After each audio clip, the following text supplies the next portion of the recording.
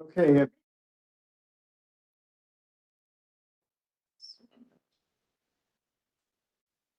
Okay, everybody. This is Battery Park Committee of Community Board One. I am the chair, Jeff Callaway. One of our co-chairs, Justine Kucha, is with us here online. We have several other members online as well in the room. Tonight is sort of Battery Park City, every time, all the time. We have several items on the agenda, and we'll start off with item number one, the Battery Park City Resiliency Project Construction Update. Sure. So, Angela, are you? Yeah, I'll kick it off. Thank you, Renee. If you could bring up the slide deck. The large one? Yeah, the one that is 49. the slide, yeah. It's not, It's not 49 for the south, I promise you that, we're not that. it's actually not for now. We have some appendices of stuff that we have very recently briefed the board on, just in case people want to see like an image. Okay. It's that one, yeah, that's it. Oh, that's the northwest. Yeah. We're gonna reorder this a little bit, so,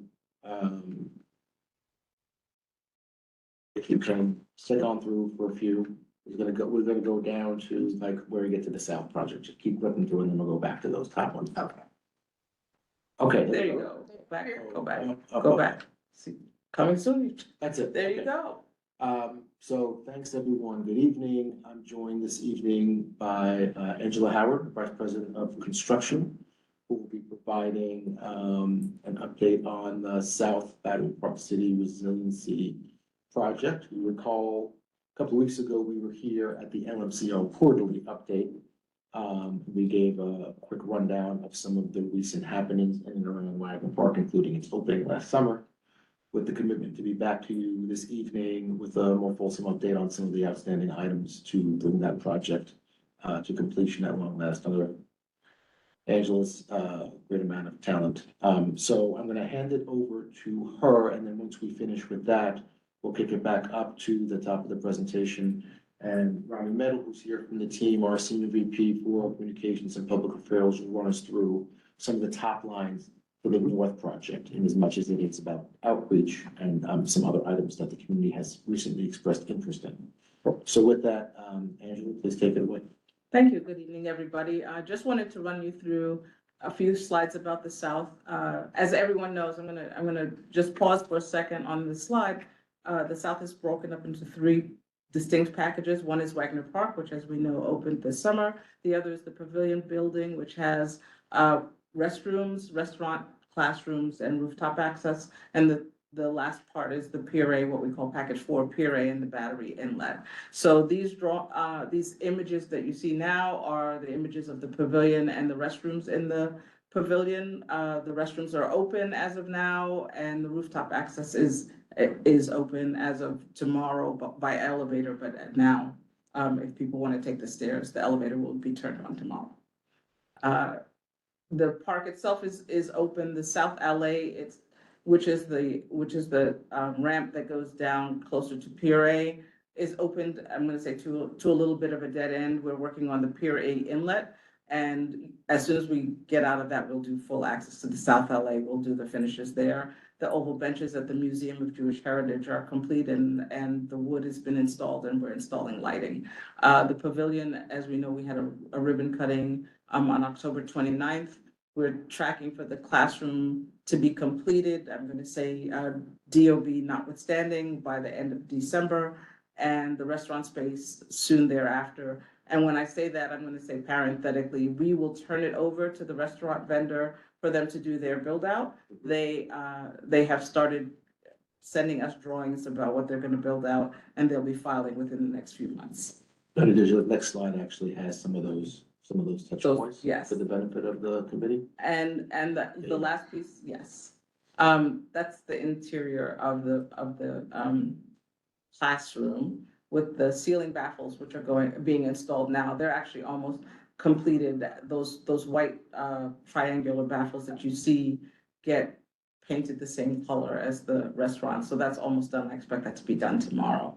And the image on the bottom is what the restaurant looks like now. It will get the same baffles as well, so we're gonna flip over to that side, hang lights, and hopefully open the classroom as soon as we can, early January or early 2026. And package 4, which is the Pier A and the battery, that work has been delayed because we've had a lot of issues in the ground. And right now we're dealing with a dewatering problem. So we had originally said that that package would be completed at the end of this year. We're now tracking to late spring, early summer to open that park up. As soon as we are over the hump, if you will, of some dewatering issues that we're having at the Pier A, we should be able to finish. All the flood walls are installed and they just need to be clad in stone. And we're working on a stone mock-up that we are coordinating with the Department of Parks. Next slide. And this is what it will look up like. Actually, the stone mock-up that we're working on is the image that you see, is similar to the image that you see there. What you're looking at now is the South LA. That piece of it has just been planted. If you go to the next slide. This is the Pier A Plaza, so those benches are what we're working on trying to get through. And just about where those children are standing is where we have a dewatering problem.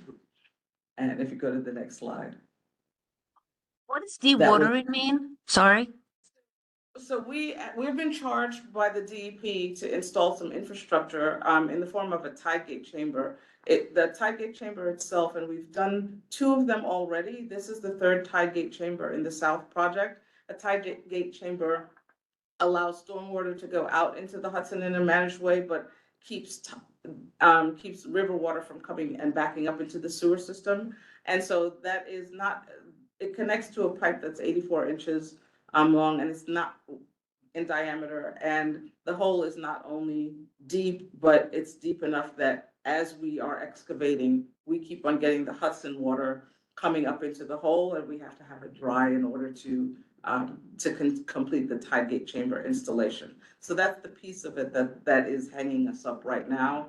It's the last piece in the ground, if you will, for the project. We've had a lot of adventures along the way in the ground with Con Ed work and other DEP issues, but that's the last issue in the ground. And after that, we should be able to start doing finish work. Sorry for the interruption. Watering, or are you still trying? We are on our 3rd try of dealing with the dewatering. I'm gonna say everyone seems to be holding their breath and thinking it will be successful. We'll know at the end of November if we're close, and we'll start. What we're doing is creating basically a bathtub, and we're a huge jet grouting operation. I don't know if anyone has seen, there's a huge yellow tower that's there. The jet grouting operation is what is going to hopefully keep water from coming into the chamber hole. And then we will start dewatering probably first week in December. We'll know in mid-December whether or not it holds. We have a raised hand. Is Rick. Rick, you wanted to say something? No, I think it's Mary. No. Mary. Deanne has her hand raised. Thank you, Justine. I have a quick Oh. question before we move on. The Wagner lawn, I'm hearing, I haven't seen it for myself, but people are saying that it's been removed and that there had You been a are- lot of puddling. So tell us what's happening, please. So we had some puddling in the lawn, but typically Battery Park City closes its lawns for the winter. So we decided to take the opportunity to address 2 things. Some puddling that has been happening that we are going to decompact the soil in order to address. But also when the sod was rolled out in July, it actually contained a lot more weeds than is acceptable to us. So Okay. we're So hoping to be take- rolling the sod back out next week. They have completely removed all of the sod Right. now. They are addressing some irrigation issues and doing the decompaction of the soil, and then we'll be rolling sod out probably Monday or Tuesday. Thank you. And then it'll remain closed for the winter, though? It will probably be closed for the winter. We think for the sod to take and for the grass to be ready in the spring, they're gonna close it in the winter as they typically The do. nice symmetry is that's when the lawns usually close, so we're making sure when it opens up again in April with the rest of the lawns, that will reopen. No. Coming soon.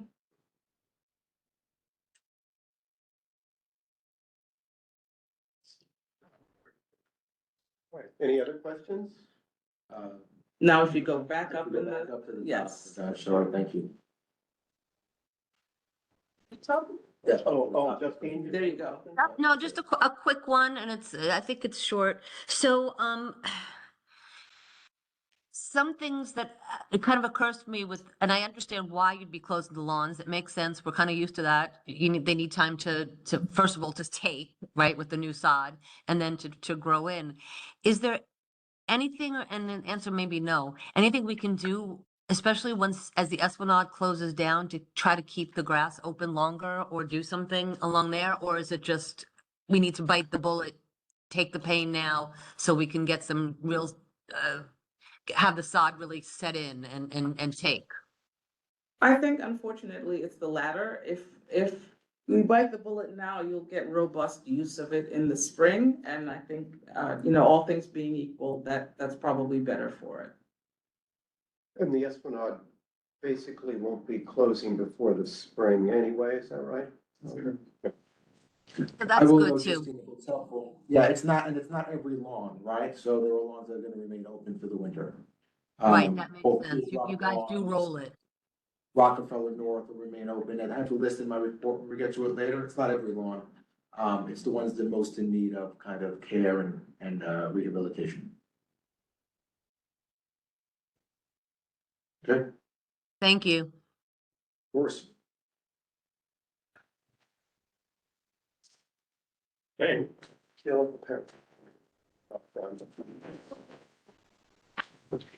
Hey Jeff, is it my turn?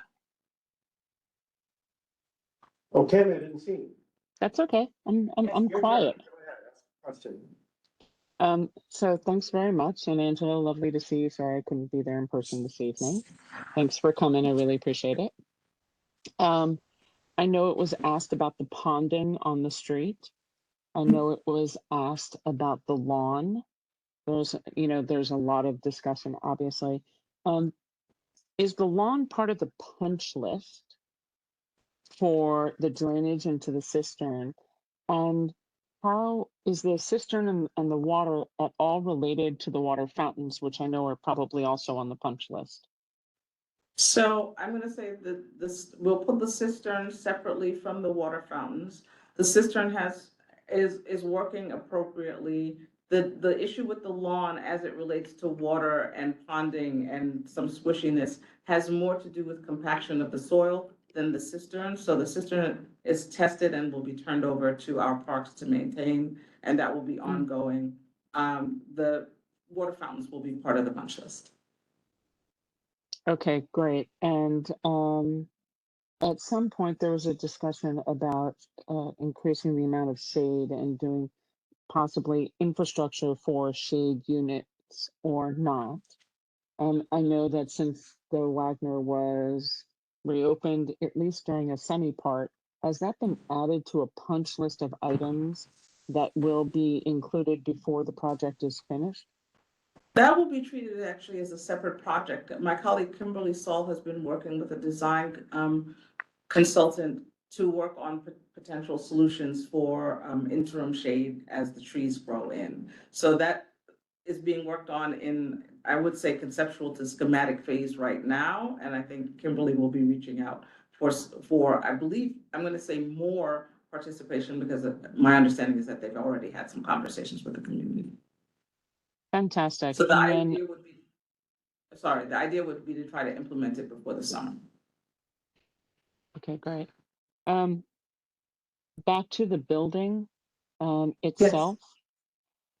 It was lovely being there for the opening, and the roof is gorgeous. So it's, once the plants fill in, it'll be very interesting. My question is, there are no benches up there of any kind that were put in, around the planting beds or anything. So I perhaps misunderstood, but the request had been much like the prior structure that was there. There had been permanent benches that were there, not portable, but permanent, that were built in as part of the landscape of construction. There are no permanent benches planned for the roof? There are no current, permanent benches planned for the roof, to my understanding, and I'm not even certain, I will find out if there's a furniture option that we would be doing on the roof. I'll find that out and we'll get back to you on that. But there's definitely no permanent benches. Yeah, I was sad to see that. There's no place for respite up there unless you're willing to sit on the floor. Understood. And Nick, if you don't mind bringing that feedback back, because that was one of the original asks, that people used to be able to sit on the top and have beautiful views. There's no place to sit there. And, Okay. and in fact, it's a little odd that depending on what you plant along the edges, it potentially obscures the view as the plantings grow. As a Last, short person in the room, I agree, because if it gets too tall, but I think the idea is that, and I'm gonna say, I waited a long time to be able to see over that roof, because before we built it up, everybody could tell me about the view and I could not see it. So we finally did build it up. I think much of the plantings are meant to cascade down, eventually as they grow in. that was the last part of the plantings on the roof question that I had, because I looked at where the plants were and tried to compare it back to the drawings that we were shown as a community, and they didn't jive necessarily. So that's one of the things that I was going to ask. It was supposed to be perennial, plantings that would be able to take a little bit of the brutalism off of the building and soften it. And there are perennials up there as well as, with flowers as well as ivy. I think the perennials, the flowering perennials are also meant to attract pollinators, but we can go back and take a look at it and see how if it differs, or if it's a question of waiting for it to flourish. That would be great, because it's obviously very early. Can't, make a call and understand that. There's lots of conversations about when the fence will come down along the bikeway and through the Battery, and what the timeline is for that construction. And I'm limiting my comments only to the South Battery Park City project at this point. Do you have a sense of, will you be opening the area by Pier A first and then the bike lane, or will the entire thing stay closed until the whole second section is opened? What will happen in what we call package 4, and that's Pier A inlet all the way to the Battery, we'll have a sort of two-phase piece of it, because what is currently being used as a bike lane, the actual new bike lane will shift into a space that we will open first. And then we have to go back and finish what is currently being used as a bike lane. So we have to make it so that it's phased, so that there's continual bike, the ability for continual bike traffic.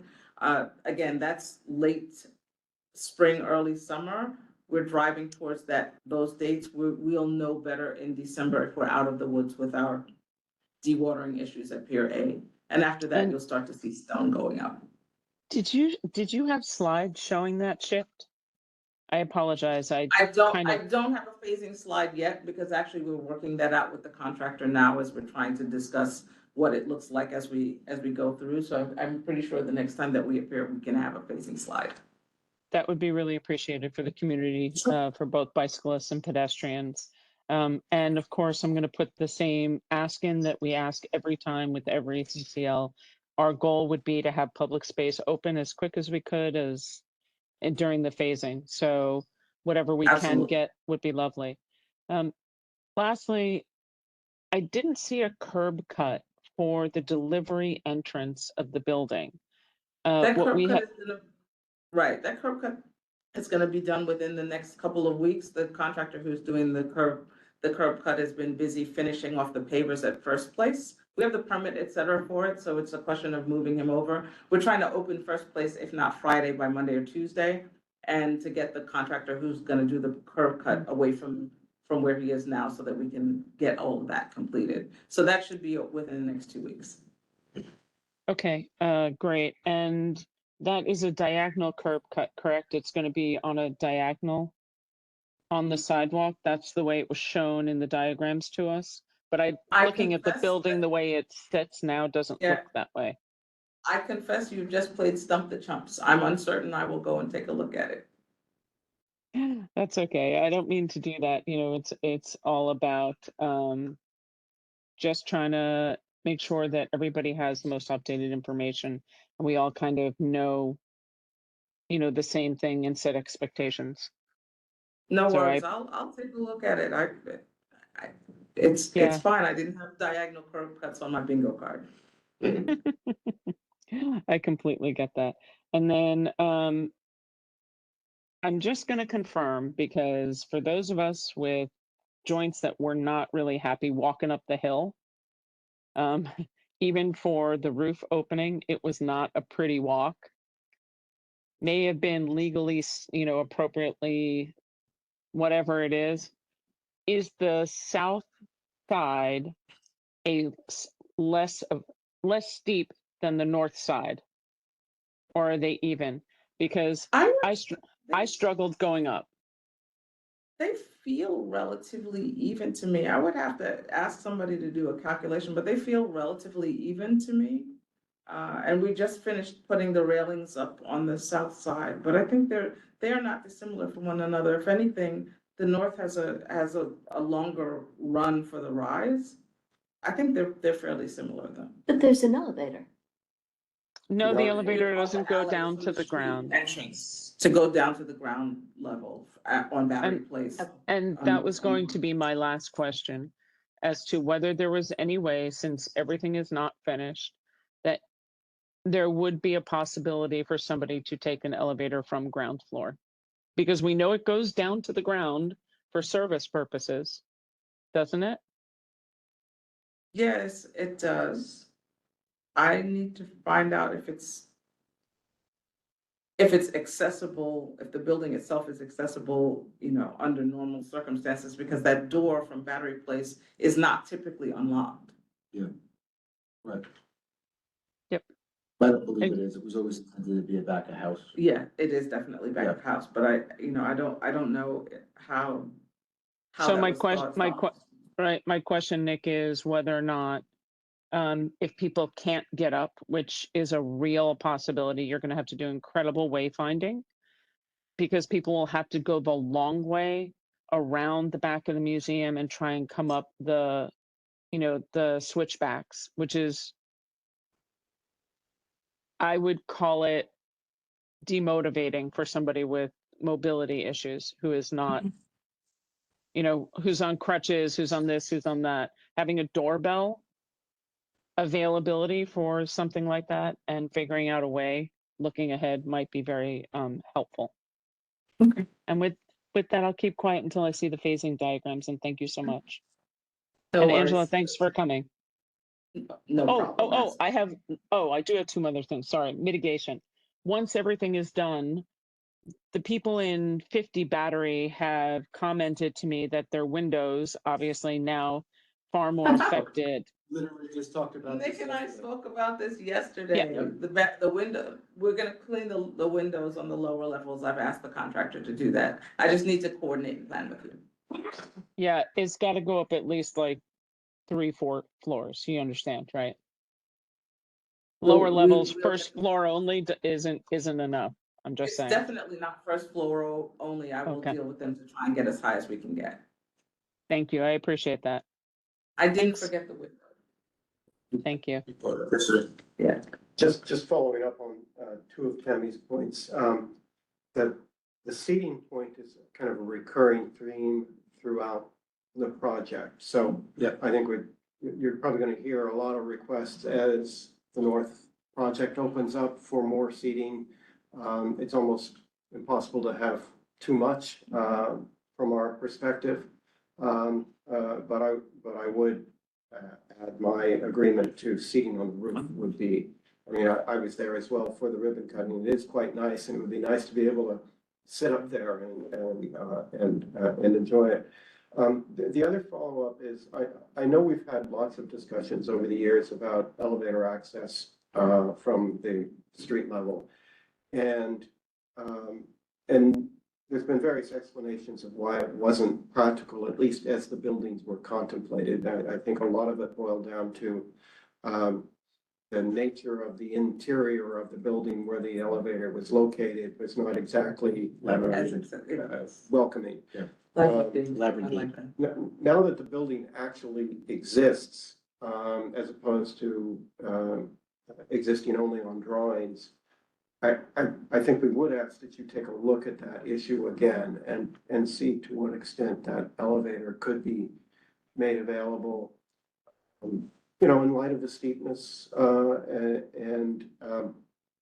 don't yet have a problem going up that steepness, but I imagine if I were in a wheelchair or pushing somebody in a wheelchair, it may very well affect me. So I'd ask that you take a look at that again.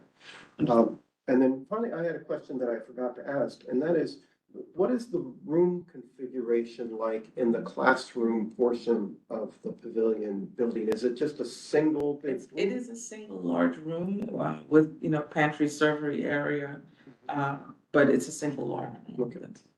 Okay. All right, Nick, I guess we're ready.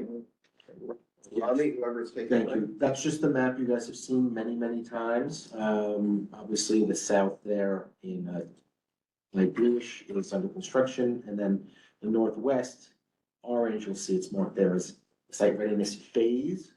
So with that, I'll turn it over to Rami to run through that, starting on the next slide. Thank you, Nick. I feel like I should introduce myself. My name is Rami Metal. I'm Senior Vice President of Communications and Public Affairs at Battery Park City Authority. I am new to the authority, so I think this is my first time here at City One, so thanks for having me. I'm actually pinch hitting for Claudia Filomena tonight. She wasn't able to make it, so if there are a lot of questions, I'll do what I can, but there maybe have to be follow-up on our end. I know that we've talked about this a bunch in recent weeks with LNCR update a couple weeks back, and so this is really a quick hitter on some of the things that maybe you're seeing out on the street today, and a lot about the outreach. So why don't we get started? So we've begun site readiness work. We've told you we're gonna get cracking on. These are the locations where we're doing that work. There's Rector Place, Albany Street, the North Cove of the Marina, VC at some point, and then down on the North Esplanade and by Chambers. So right now we've really started, and you can kind of go to the next slide if you like. Okay, so what is site readiness work? So this is sort of like the early phase of the major project. We need to get some stuff in the ground. We need to get these tide gates in the ground, for example, to look at utility relocation, underground assessments. Basically, we need to get this ready for the larger project. So at a couple of locations, this work is necessary. So we've basically started the site readiness phase. Slowly, we've done a couple of discrete things. As you know, there was a mock-up, flood barrier system wall, one of the mock-ups on Albany Street. We took it down this week. That way, when we're working on the tide gate installation in the middle of the street, people can access the Esplanade. I know that was a priority of the board and the public, and we heard you. So that's what that effort was. So we'll continue on with that work. But right now, the wall just came down. By the marina, there's the Scott Burns, the artwork there, that's being temporarily removed and stored, and we'll find a place for it on project completion. So you can see the picture there. I walked down there. That's my photography. So that's going on. And then I think this is really important. We've been working with the elected officials, Senator Kavanaugh's office in particular, to get a construction advisory committee going. And we're looking at the week of the 17th, probably towards the end of the week, maybe that's Friday the 21st, to get that going. And the board is going to have ample representation at that community advisory committee, as will a lot of the impacted or the buildings that are adjacent to the work, and officials, agencies, a lot of from the construction team, a lot of obviously BPCA folks as well. So we look forward to getting those conversations going as this work really kind of gets underway. I think Tammy may have her hand up. Tammy, did you have a question? Do you want, Tam, do you want me to finish, or we were only have like I'm four gonna slides? wait until he's done and then I'll talk. I appreciate it. I just wanted to make sure. I'll ask afterwards. Okay, so, independent air quality noise monitor, so I know that this has obviously been a priority, something we were committed to from the start. And, we had a recommendation to, contact Laura Dodge of Excel Environmental Resources, and so we have, and they're amenable to doing the work, and so we're gonna be working with them. We're gonna figure out what that scope of services and engagement. We had conversations with them yesterday, they were positive, so we expect to move forward with them. And I know that, she has a degree of trust in the community that was valued by us and valued by you, so we're glad that we'll be able to work with her on this project. So, this is about outreach. We've really sort of tried in the last couple of weeks to get the word out a lot more about what's happening. We've got these flyers out.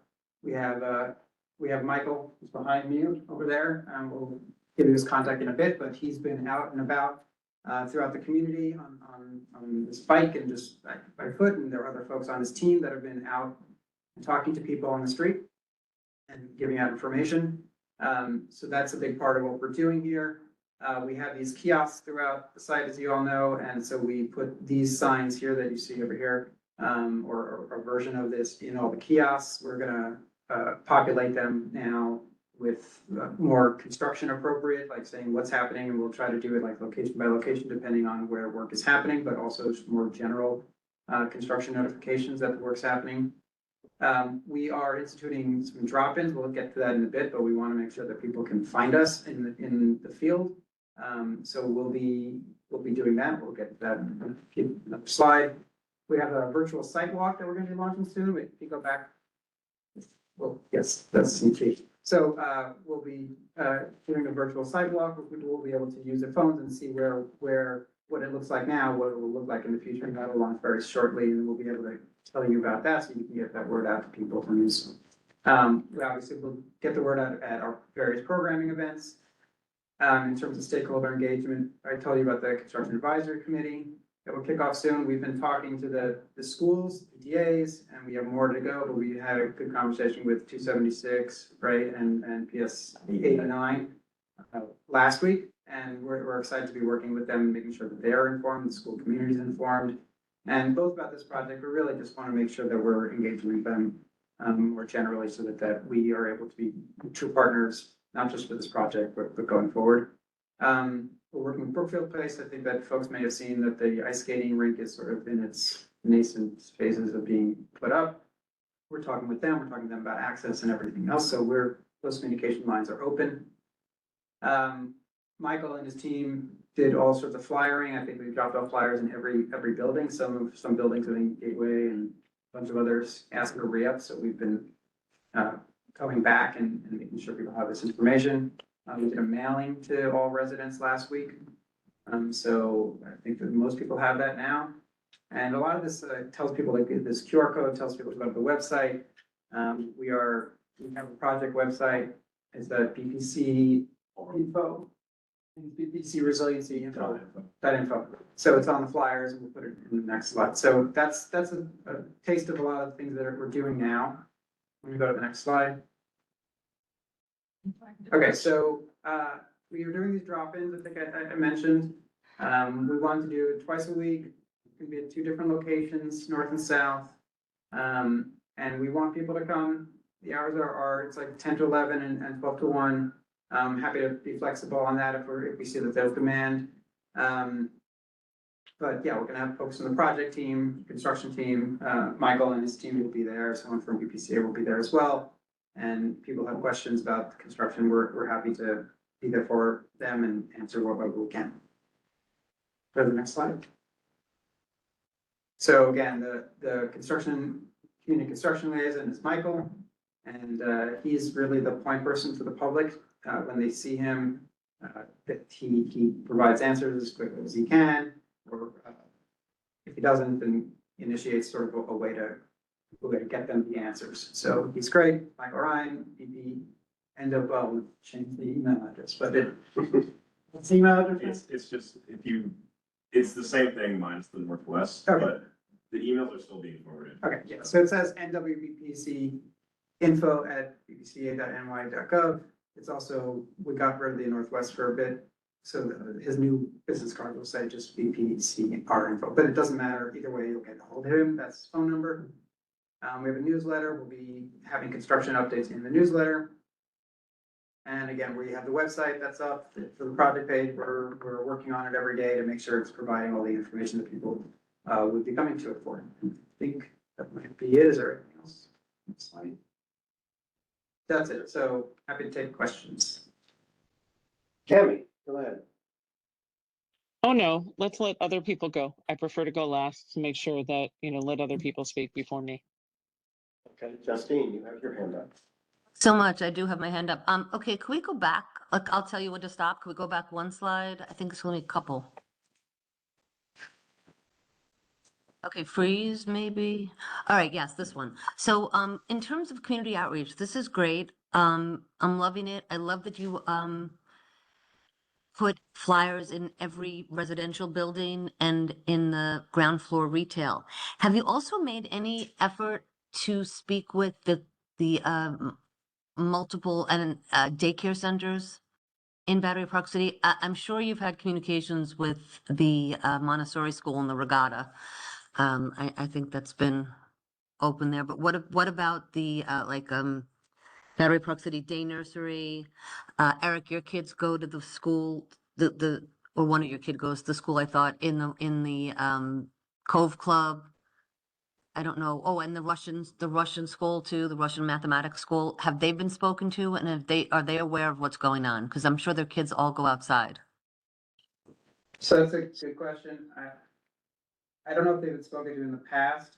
Nick might have a better sense. They have. I don't think they've been spoken to this month by us, but that's a really good suggestion. So I'm happy to set those up. I think that would be Nick, really maybe- important to do.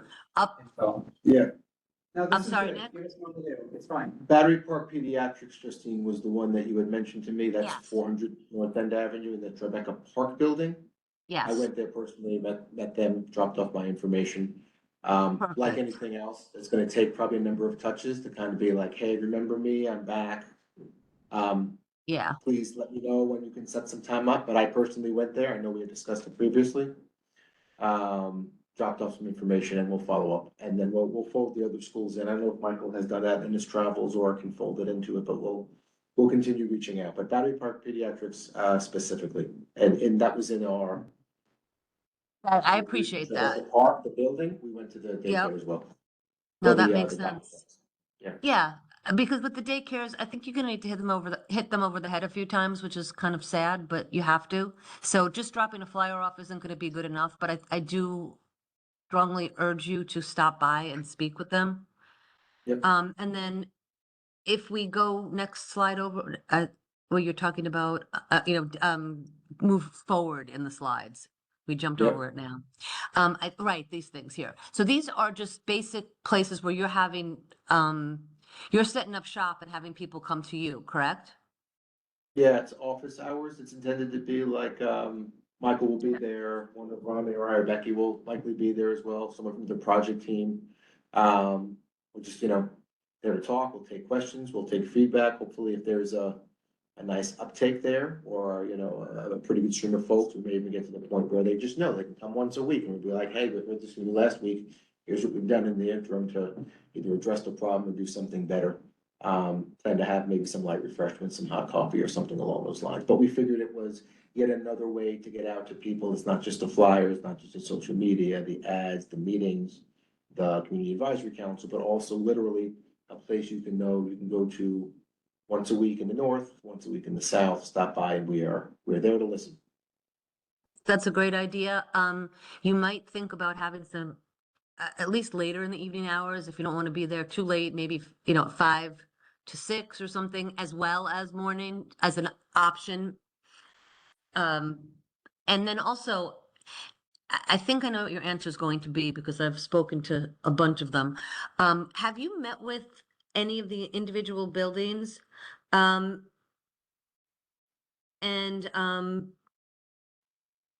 individual condo buildings is what I'm saying. I know part of you have reached out. I mean, every single one of the condo boards have said, oh, yeah, we got to make an appointment. Oh, yeah.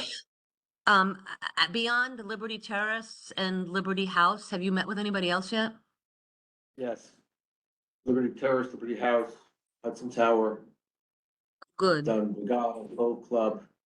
Essentially, it's not an exhaustive list, but if you picture in your mind's eye, that stretch of buildings that are in very close proximity to the Esplanade from the Marina down to South Cove. And I know Yeah. them by heart now, right? So it's Gateway, which is obviously apartments. Yes. We just did Gateway on Monday night, Jeff, thank you again for that. But it's Gateway, it's Hudson Tower, it's Liberty House, it's Liberty Terrace. Down there, then it's Regatta, it's Cove Club, it wraps around. We've hit each of those buildings, I wanna say at least once, probably twice, some buildings multiple times. And then as we expand up into the north, as we get further into the site readiness work, Tribeca Park, Tribeca Point, you know, Yeah. the Solaire coming up next week. You know, and then what you will see is, in addition, a good portion of those buildings represented on the Community Advisory Council as well. So we are trying to do multiple touches, as we expect we would need to do to get folks understanding what's coming, how they can reach us, and how we can do our best to continue to mitigate the impacts. It's very cool. Thank you. So then going back to these drop-ins, beyond having evening hours too, I'm thinking an hour a week is a little bit short, or not even a week, right? At this point, you just have certain days. Maybe it should be 2 hours, but, and then evening, an hour or two, or an hour and a half at least would be a suggestion. That's my recommendation, is to do more, a little Okay. bit longer time, so people could have some flexibility to come by and take that back and see what you could do with it. But, how are you going to advertise these sessions? So this is what you were seeing here is, I mean, the short answer is, however you want to see them advertised, in different ways we can do it. Multiples, you know, exponentially we'll do it. But what you were seeing there is a sneak peek of the fall and winter programming guide, which should be hitting your mailboxes probably tomorrow or the beginning of next week. And that outlines and details all our free programming in the parks from November through April, after which we'll be back on the summer schedule, which is May through September. When you open that guide, that's the cover on the top. You open that guide, inside the front cover is a welcome, you know, a letter from Raju and Don, as usually happens. And then on the first page, right under that letter, is that BPC resiliency drop-ins. So it's the top item in the calendar that talks about it. And then obviously it will be pushed out, you know, by our usual advertising scheme, the broadsheet, elsewhere, social media, at community board meetings, meetings with the buildings, community construction advisory council, et cetera. So all of the above. And maybe, Yeah. sorry? Yeah, no, I mean, it's a bit of a work, you know, we haven't done this before, so we'll have to see what the response is and whether we're meeting people where they are or not. That's and helpful, adjust. because another thing I'm gonna Yeah. suggest is a walkthrough and scheduling, this is all great, and maybe you'll get people to come by, maybe you won't. I can't predict what people will do or not do, so I appreciate this effort. But I also would love you guys to try to put together some sort of a walkthrough, where we're putting it out to the neighborhood. I know you've done a lot of work with Gateway, and that's wonderful. We've asked many times for that, Justine. Yeah. This is not a new ask, just Yeah, yeah. reminding. No, and I'm saying I'd like it to be. I think that would be a really wonderful thing where it could be, you know, BPCA obviously driving it, but we invite the community and we do in pieces, right? We don't do the whole thing. We do from maybe because the what's happening by the marina is so comprehensive, that's its own walkthrough right there. And then we do this, well, first we should do the south, wherever you're gonna do the work first to start digging, south neighborhood, the marina, and then we can do the north, but we're gonna have to do that again later when you're actually starting to dig there. But we really need to get more opportunities and options for people to be out there and walking through and asking questions and having a better understanding on top of the drop-ins. Because the drop-ins are gonna be them asking you questions, but it's nothing beats being able to kind of feel it, touch it, see it. So that those are my asks, and I appreciate what you're doing, and I'm sorry, I'm always asking for more, but, yeah, that's kind of what I want. So, Is that it, Justine? that's it. Thank you. All right, Jill, you're next. Hi, how is everybody? Hey, Joe. So my question's a little different because I'll tell you the questions I'm getting from neighbors, and they are, how is this going to affect my living? Will my building be vibrating? These are questions that have been asked and there have been no answers. Will there be jackhammering outside my window? I just had a baby. Will my baby be able to sleep? Um, will I be able to live here? I'm a 9/11 survivor. How much dust is going to be coming up? So I get a lot of information from you guys about we are going to do this, but the information I do not get is how is this going to affect my living? And so my questions are very specific. How will this affect people's living? People are afraid it will Jill, not be So, livable. I'm sorry. Okay. yeah, so I People don't are want to jump telling in, Jill. me, We're not hearing you right now. I don't know if you could hear us not hearing you, but we can't right now. I know Okay. we talked about this a little bit at the Gateway meeting, a bunch of things. We have the air quality monitor, and that person will be tasked with making sure that folks are communicated that's with. not the and we're question. communicating with. Yeah. Right. Yeah, that's not the question. The question is, people feel it will not be livable. People have a new baby and there will be jackhammering outside their window. Gateway, as we know, is in a platform over the water. What will the vibrations of putting in the piles feel like? The questions that have not been answered is, what is this going to feel like to me? Let me follow up with Jill a little bit, because I think one of the problems is that there actually is a lot of information out there, including there's a whole discussion of vibration in the EIS, but it's not easily accessible. And I find myself answering a lot of the same questions, not necessarily these questions, but questions of, when is it going to start? Is this particular tree going to come down or not? And a lot of that information is in the EIS, but there's not like a handy handout or a handy document that answers clearly some of these questions that are repeat questions. And the ones that Jill are describing are among the repeat questions. And I find myself telling people when they ask me those questions, oh, I remember that's addressed in the EIS, I'll go look for it in one of those thousands of pages in there, and I'll get back to you. And some of them are things that can only be answered once the project starts. And so the nature of the answer is, it shouldn't be, but if it is, we'll have a, conversation kind of thing. And that may be some of the kinds of things that this working group will be grappling with. But I think thought needs to be given to a sort of easily accessible resource of answers to a lot of these questions, whether it's scheduling or trees or air quality or vibration, that kind of thing. I think that's right. That's a really good point. And it's something that we're addressing internally, but we're looking at the website and making sure that whether it's FAQ, whatever people are going to our website for the questions exactly like this one, they want to know what the answer is and they want to figure it out really quickly and really easily. It's got to be findable, not in EIS. No one wants to dig through an EIS.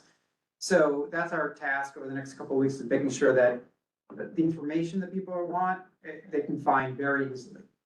Beyond that, yeah, I mean, like the hours of construction are, per difference, like 7 to 6, but really it's usually till 3:30.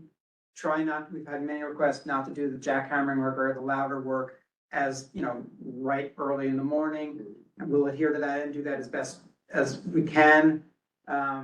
Each individual site, depending on where things are in the construction timeline, will have different noise impacts or different effects for the neighbors, and we'll be going through something slightly different.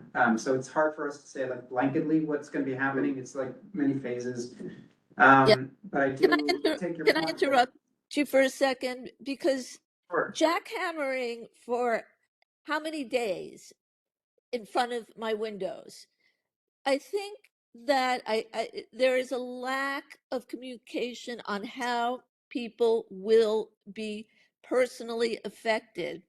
Can you live in an apartment that's going to have 6 weeks of continuous jackhammering outside your window for those 6 weeks? Would you? I mean, it's New York, there's jackhammering a lot of the time. I'm not saying it's right outside everybody's window all the time, but I take your But point. this So will be right, I yeah. think that, That's not the right. question. This is right outside the window, and it'll be continuous, and it'll be for maybe more than 6 weeks. I don't know how long. You could answer that question, perhaps. Will it be 3 months of continuous Well, I would also jackhammering say, outside the Jill, window? I also don't know that it's 6 weeks of jackhammering, right? We- There's pile drilling instead of pile driving. There's a number of methods we put in place to make it less noisy, but the larger point is a fair point. But look, I think what you're entitled to is clarity on the work that's gonna happen. Some sense of timeline of how long any particular thing is gonna be going on, so you can make your own decisions about whether, where to be, how to live your day to day. If we know that something is like gonna be jackhammering for a week solid, or for 2 days, or one day, we should kind of figure out how to get that information to a particular building so that you can make your plans to go about your day. So I take your point. I think we need to figure out the level of day-to-day updating we can do without overwhelming people, but giving them the information that they need. So maybe. I think that gatekeeping, Figuring yeah. out what the best way to do that is.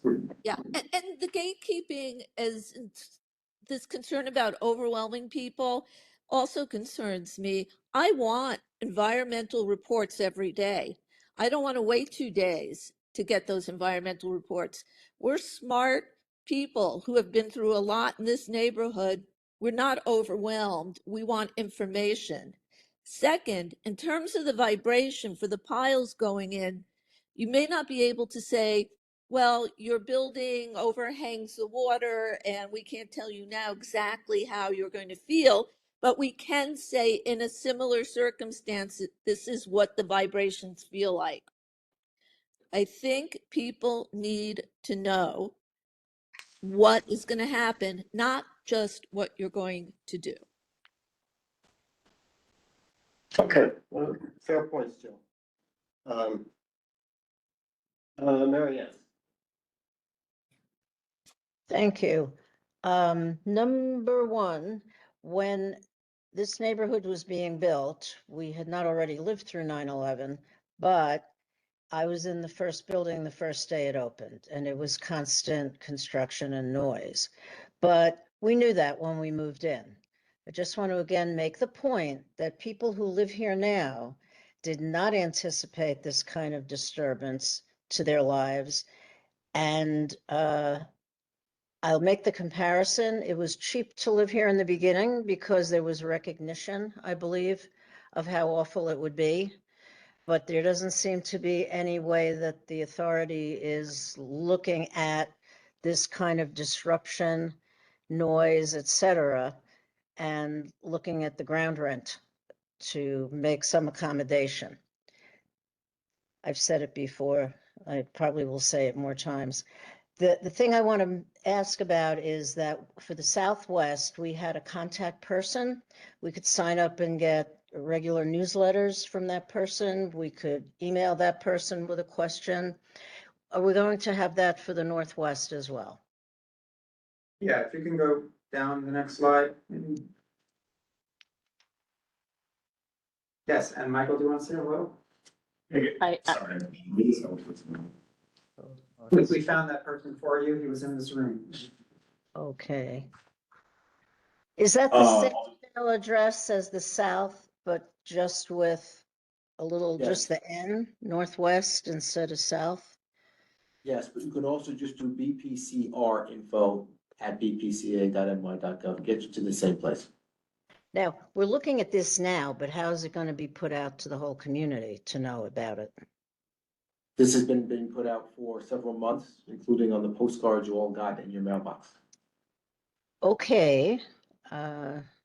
But we'll continue putting it out in I'll all go- sorts of I form got and one fashion. I got one postcard and I'll look at it, and I know I'll be getting the Okay. calendar, and I will Yes, share it in my building. Um, That would be great. but Yep. others I can't speak for, many others. Thank you.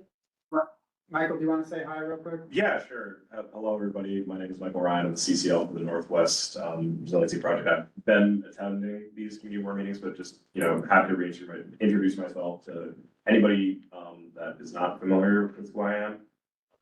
As Rami and Nick mentioned, I've been involved with community engagement, attending several BPCA events within the community and also doing individual outreach on the project's bike. So you may have seen me like in the neighborhood, like key locations where, there's high foot traffic or where, most recently site readiness work is going to be taking place. Yes, that is my contact information. And if anybody has questions, concerns, or your neighbors or friends or anybody in the community has questions or concerns, please reach out to me directly. I work with other members of the project team to get, specific answers to questions based off of the existing public information. So if anybody has any questions, that is my contact information. Please reach out to me and have to provide clarification on anything you need more. Thanks, Michael. Yep. Okay, any questions in the room before I go to Tammy? All right, Tammy, you're up. Thanks. I appreciate it. It always makes me feel better when everybody else goes first, because that way Nick and Rami can't turn around and say, oh, this is all her, because it's not me. I just try and elevate more of the voices in the room who don't often necessarily get here to say things. I'm going to go backwards in my conversation and start with Michael. I really appreciate you being at the community board meetings, and I want to say thank you for that. I am concerned, so it comes with a plus and a minus, because your response of we'll be able to send information based off any existing public information. The problems that we have is that there's a lot of public information that gets there, but it's not holistic and it's not complete.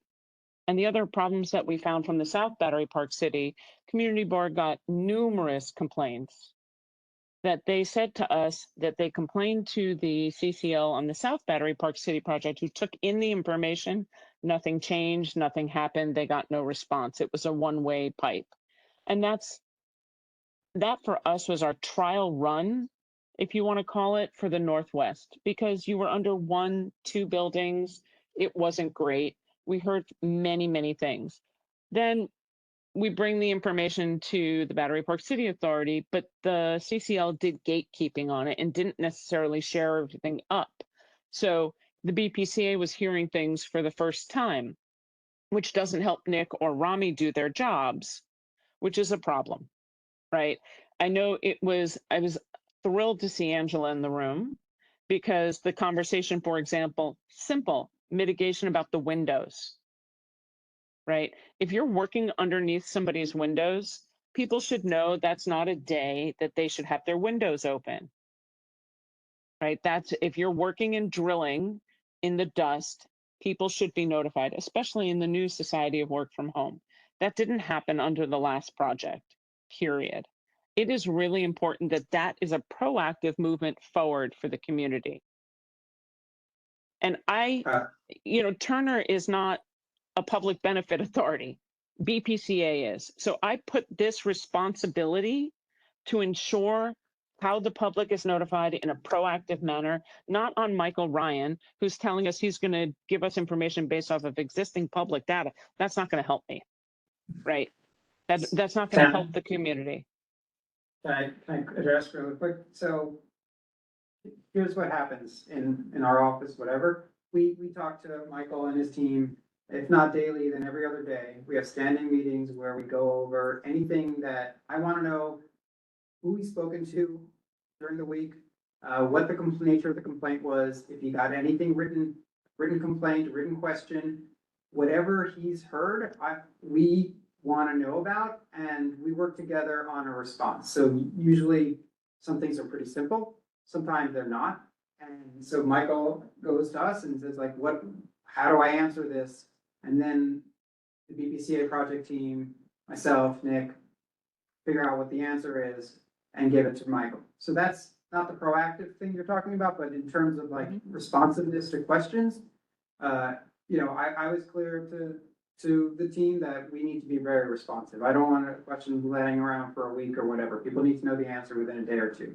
So that's how we've approached this project. I can't speak to the South for my time, and I really just don't know. So, if that was your experience. I there, appreciate trust you. that. I would just say I that from our perspective for the North, we want to get folks the answers right away, and we're working collaboratively for that. And Michael is a big part of getting us that question, and so working on those answers for us. May I follow up? No, no, it'll come back to you. I want to make sure that somebody is never told, like they were at all the pop-ups that you have, here's a QR code, go look at the website. I mean, I get so overwhelmed trying to find the information on the website that is, and I know it. I can look in 4 or 5 different sources to try and find it from presentations you've given. That should never be an answer given to the public, and it has been thus far. I'm just telling you, at all the pop-ups with that cute little cart that you've got, Michael, no shade, but from the block party on, it's here's a QR code, it's all on the website. It is not approachable, it is not feasible. Yes, Rami, I'm Can I looking just for proactive. Hold I on, just want to I make am sure that looking, I'm understanding this. Just if you don't mind, I understand the concern. I want to understand what your platonic ideal of, if it's not, here's a cue card, look at the website, then it has to be able to be, I don't know that specific answer to that very specific question at this precise moment in time, let me get back to you. I would hope that we can agree together in this space that that's okay, because there are going to be things that I don't know. it that would be others know great, in that it would be precise great, moment. Nick, when you have the pop-ups to have somebody who knows what they're talking about in the room. But now, no one person is gonna know every single answer, Tammy. I wanna set that Understood. expectation for the community. Understood. No, I wanna make sure we Understood. understand that because no one person Understood. is gonna know every single answer, every single minute, from every I single get person. that. Okay, as long as we're Would it clear. help just to hear for a second from Michael about his interactions and when he says, I don't know, the answer's here, just so, I want to know what he says, you know, so I think it'd be useful for you, but I would just say one thing about the website. It is not right now easy to find out information on our website for the project. Correct. We've noticed that, and so we've taken it upon ourselves to make that better. So that's a work in progress. Any criticisms of the website are totally fair for the project site, even for our own site, it's like it's a circular sort of weird, there's work to be done there. So sending someone to the project site before it's really totally ready, it's like, yes, there's information there, but that information needs to be much more easily findable, I would say. So, but I just ask Michael to say a few words about how he talks to people, because he does it. Yeah, sure. Oh, sorry, Tammy, did you want to? I experienced it for 6 hours at the block party. I've stopped by twice at the pop-up at the farmer's market. I've had other people stop by afterwards.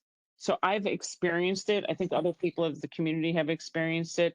It's not necessarily robust. So if you're telling me that you will have a timeline and you will get information and people can expect an answer within 3 business days, that's what I'm looking to understand. Because I agree with where Nick is saying, not everybody needs to know. What concerns me, if you don't know the information, how long does it take to get back to the public? That's fair. And in Gateway, I live in the same building that Jill lives in. We're the one over the water. There is always air from outside coming in. You can add to this if you would like. The way the heaters operate, they take them out, they put them back in the hole in the wall. You can see, yeah, and there's air coming in all the time. You have to tape your everything up. And even with that done, please know that I can hear if there isn't a door thing, I can hear the air coming through. It's constant. And the ventilation they have, it's constant. We will be affected by this way more than, better buildings. way more. I'm happy to have you come witness this thing. Um, I want to just, if I can, just quickly back to the question of, Tammy, you said 3 days, within 3 days. Our protocol is less than 3 days right now. So I think, how fast are we getting answers right? Before we get into that, because I do want to speak generally to the way that I talk to folks in the community, because, Tammy, I do understand. I think that makes sense that if I don't have a direct answer, then we should be quickly responding to people and getting them information as soon as possible. What I will say based on my experience in terms of, talking to folks is I personally, do not want to answer questions if I don't have a clear answer in the moment, like Nick is saying. Now, that doesn't mean that we shouldn't be resourceful and we should be trying to clarify as much information as we can in the moment. And that is what I aim to do when I talk to people. And I have had that experience where people have left conversations feeling like they have a greater clarity of what is happening either in their area or in the neighborhood generally. But with that being said, sometimes there are questions that are more geared towards like someone who has, direct experience with the construction on the ground or is an engineer or what may have you. And I will not answer a question that I don't, it would be worse for me to give people information that is inaccurate or outdated as opposed to trying to force an answer in the moment. So that is what I take as my approach when it comes to responding to folks in person. And I always encourage them to follow up with me directly so that I can try to get them an answer as quickly as possible. After I'm able to connect with people in the project team and like Rami was saying, go through the process of, making sure that it's clear with, folks that are both on the construction side and also on the BPCA side, so we can provide a greater level of clarity. I will also say that I understand that, we don't just want to be redirecting people to public information. So part of what I also try to do in my correspondence following up with them is to clarify things as well, make it a little bit simpler in terms of the language that I'm using, so people have a greater understanding. And I always offer additional follow-up, like if they need even more clarification beyond that. So that is kind of, Is there a procedure that we're- repository for that?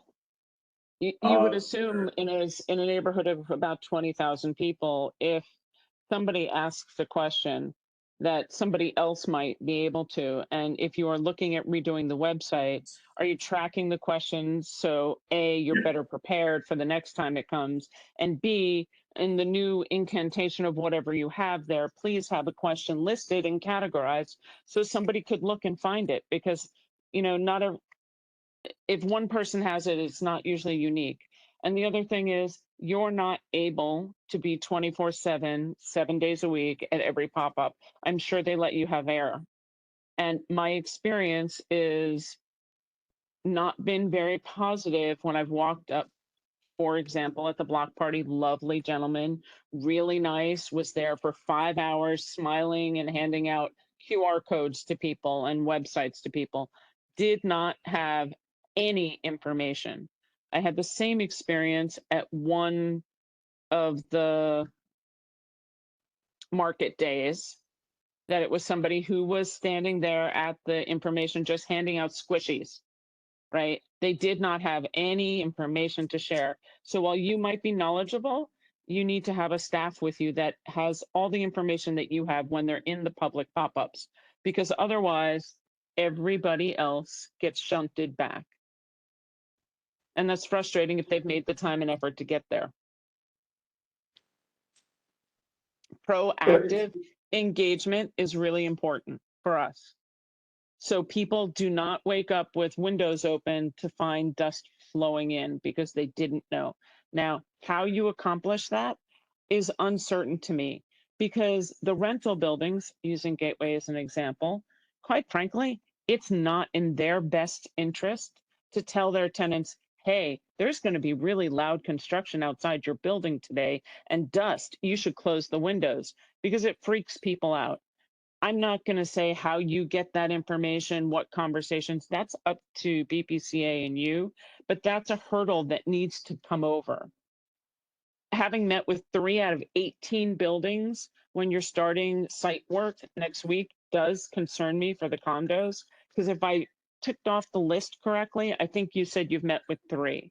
right? No, We that's know. incorrect, Tim. That's incorrect. I'm gonna stop you Oh, right there. good, It's far good. more than How that. many? How many? How many? Because a month ago, it wasn't that large. I'll just name the buildings I know that I've personally been in meetings with.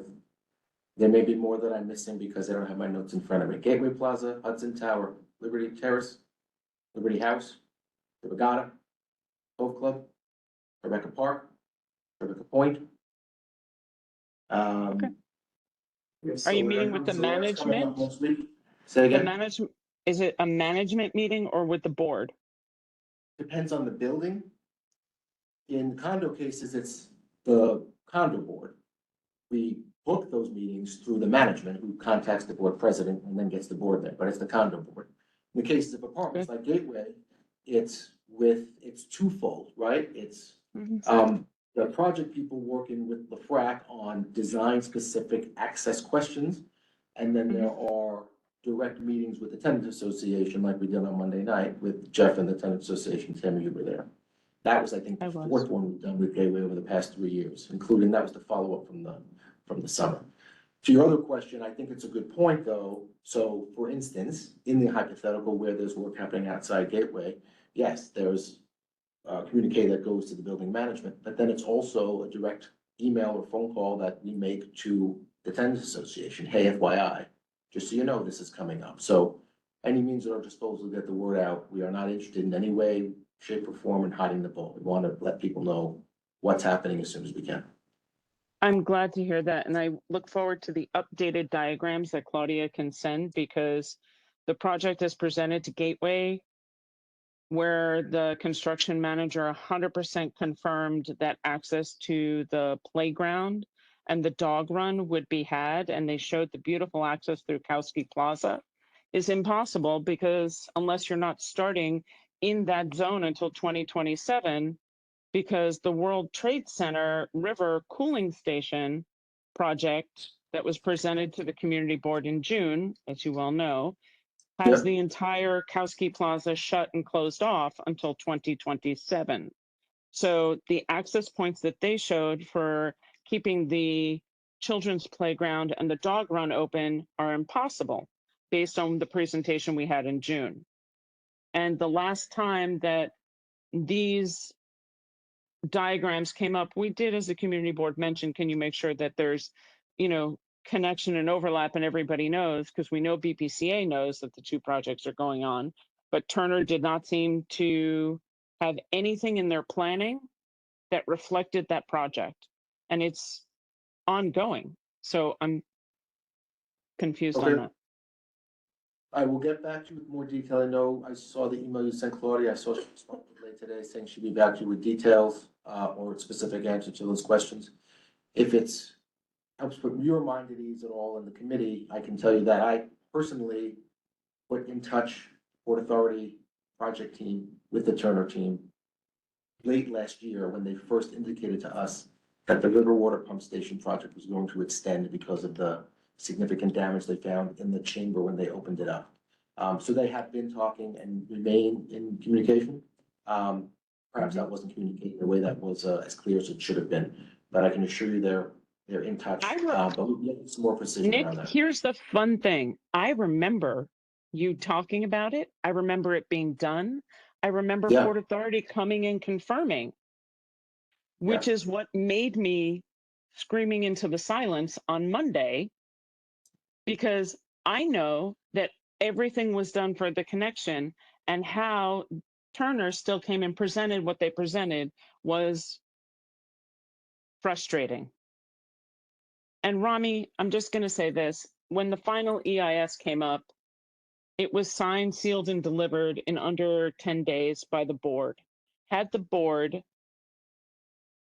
and the authority decided to come to the community and have a really robust discussion on the FEIS, I think it would be in a different tone and temperature than where we are today, because at least there'd be more information out, right? Everything just kind of downshifted, stomped on the gas, and the Dodge Charger just proceeded along from the end of June to today.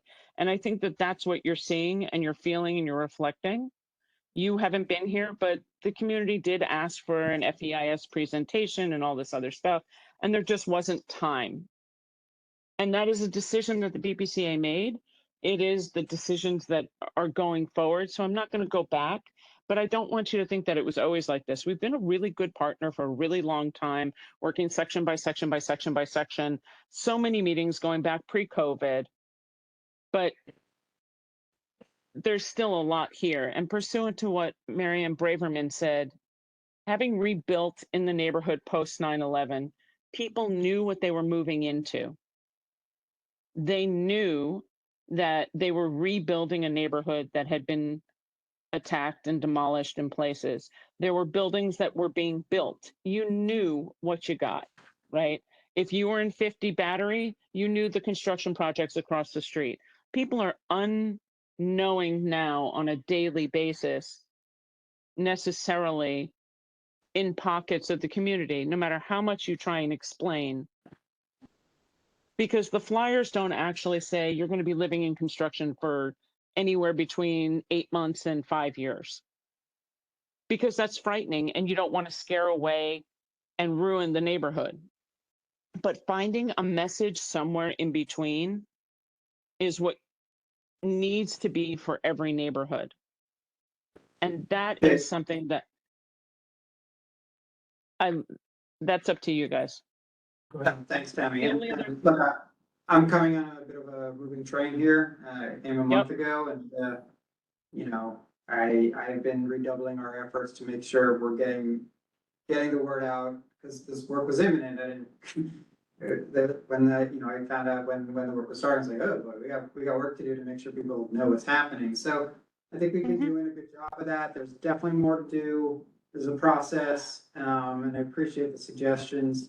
I obviously wasn't here for this history, but look, I mean, I can only start from where we are today and making sure everyone's getting information as best we can. So, you have a partner here. We're going to keep working together, and we'll get you everything we can within our ability to do so. So the last thing that I noted, and that's something for Michael who can come back to the community on. There is no construction nights and weekends at this point, but people crave and utilize outdoor space that is part and parcel to the city. It's part and parcel to the life for the people who visit here, who work here, and who live here.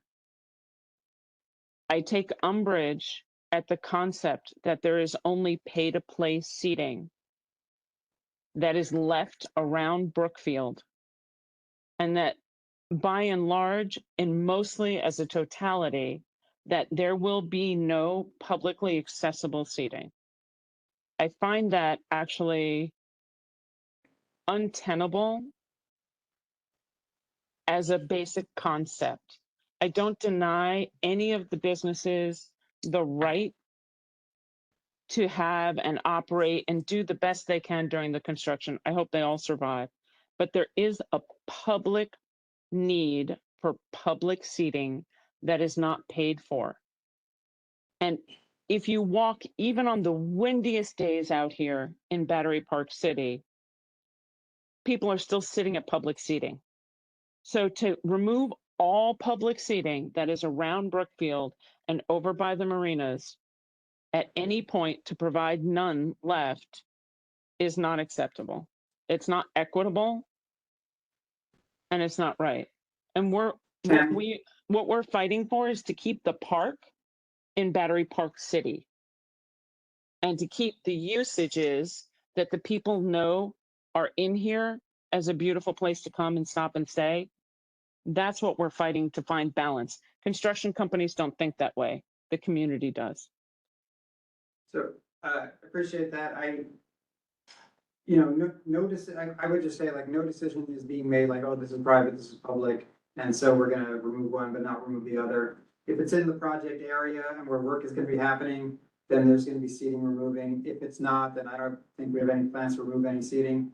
And if it happens to be for a time period that private seating, whatever, privately owned seating is accessible, but public seems to not be, that's just a consequence of the phasing and where construction is happening. No one wants to remove. No one wants to remove seating, period, if we can avoid it, and certainly no one's prioritizing one mode of seating or over another. Obviously, we would want people to be able to sit if they can, wherever they can, assuming it's not a construction site. So we'll keep working on that, but I don't, just from our perspective, like, there's no preferential anything in terms of like whether a privately owned seating is there versus public. It's like, if it's in the project area, that then, you know, it won't be accessible. If it's not, then it'll be accessible. So I know that Claudia is gonna get you a fuller answer on that. So, you know, more to come, but that's my initial answer. And then lastly, there's been some conversations about in the north. I sit on the Hudson River Park Advisory Council as well. And there has been consideration and question from the October 31st terrorist attack. There is an event every October 31st that honors the two people who died on the path in CB1. And the plaque and the memorial event happens to be in your slated construction zone. So we'd like an update on that, please, if you don't mind, for how that will be handled, you know, what's the plan for that?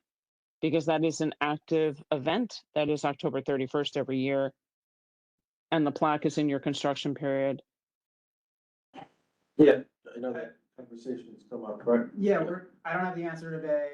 Our team went out to the event the other day and spoke to the family and stuff. So I know that conversations are happening, and so we're happy to come back to you with an update. That would be great. And then there has also been conversation of the bicycle rack and having to relocate it. But the question is, there are many city bike racks that will need to be moved. And having a holistic look at which ones are being moved at which points, when they'll come back, and what the rest of the city bike racks look all the way over to Greenwich Street, I think is an important aspect to consider, because the ones at Stuyvesant don't just serve Battery Park City.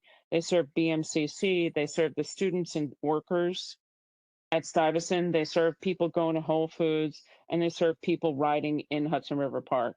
So where that gets located, I don't know if you've spoken at all to Hudson River Park Trust about anywhere there, or across the street somewhere on the east side of the street.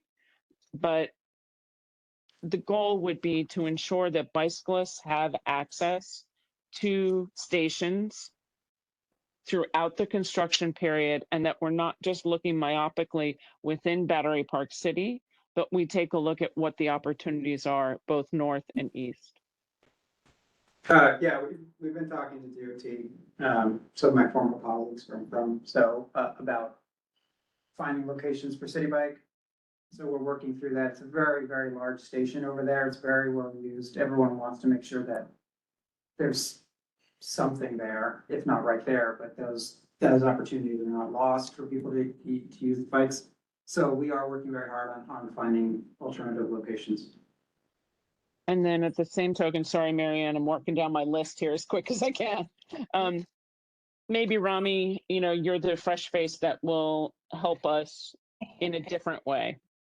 And I say that in all earnest. The placards from the 250 VESI Joint Task Force are a plague on the north. That's just the only way to put it. They are a plague of parking on the north. There is an MOU that says they're not allowed to park at World Trade Center, and yet World Trade Center and Port Authority is part of this. There are parking spaces available in the Brookfield parking complex. We know this because they send out these, hey, spots available, special 2-month deal. So it needs some more consideration. When the construction is happening, they park all over North End Avenue, all over River Terrace. The community board met with them years ago. I was on a task force to work with them. And we said yes to them parking on Warren Street, believe it or not, to have like official parking areas or whatever. but we need to have that as part of the conversation for construction and future. And maybe you're the fresh face in the room that can really help us move somewhere. Maybe Raju, it's been a sticking point in the North neighborhood that has made it very dangerous around where some of the construction will be around the Irish Hunger Memorial. So, and the Children's Library. And I mean, you can fix Murray Street in one spot, but if you're just pushing them all down the road, it's not tenable. So when you're looking at holistically at bikes, let's take a look at the placards. Let's see if we can get those meetings set up. And maybe you're the guy to make it happen. It'd be really exciting. You get an entire community who would cheer for you. I'm telling you, cheer. That's great. I appreciate you calling fresh face. That's nice. It's been a while. Maybe I'm fresh face for this community, but unfortunately, I'm old and haggard when it comes to placard questions broadly and placard abuse. Citywide, we will do what we can. It's a big challenge everywhere, and I imagine it's a challenge here. What is more in our control certainly is sort of what happens with construction workers and things like that. But I will make sure that we are also having conversations with folks who are placarding. And then lastly, as long as you're doing the construction that's next to the end of North End Avenue on the south side of the Irish Hunger Memorial, I will once again put it out there that Brookfield has privatized a public street with their security gate. And they told us it was approved by BPCA. Okay, great. This could be the opportunity even to move it back 5 or 10 feet. And I say that because the trucks back up straight down North End Avenue. And we've done some extraordinary work for the hotel and for the residential building to make things better. But I think Dr. K would be your best opportunity to talk to her, and she'll tell you there are days it's completely untenable with just the delivery trucks and cars that are going into that parking lot. So if we're going to fix everything around, I mean, hell, spells, let's try and fix that too. It is a public street and it's privatized. And I'll stop with all my list right there because Marianne's been patient. I just Marianne, go ahead. Just want to do a quick reminder that a month or two ago at this meeting, I volunteered to assist Nick in looking at the bicycle path at Stuyvesant, look at where bicycles, the docks are. I am a rider. I go into that neighborhood, the North End neighborhood, 3 times a week. And I know about the needs there. So, and I'm also very aware of the challenges of the placard parking and the trucks and the pileup that makes it so hazardous for pedestrians and for bike riders and for drivers.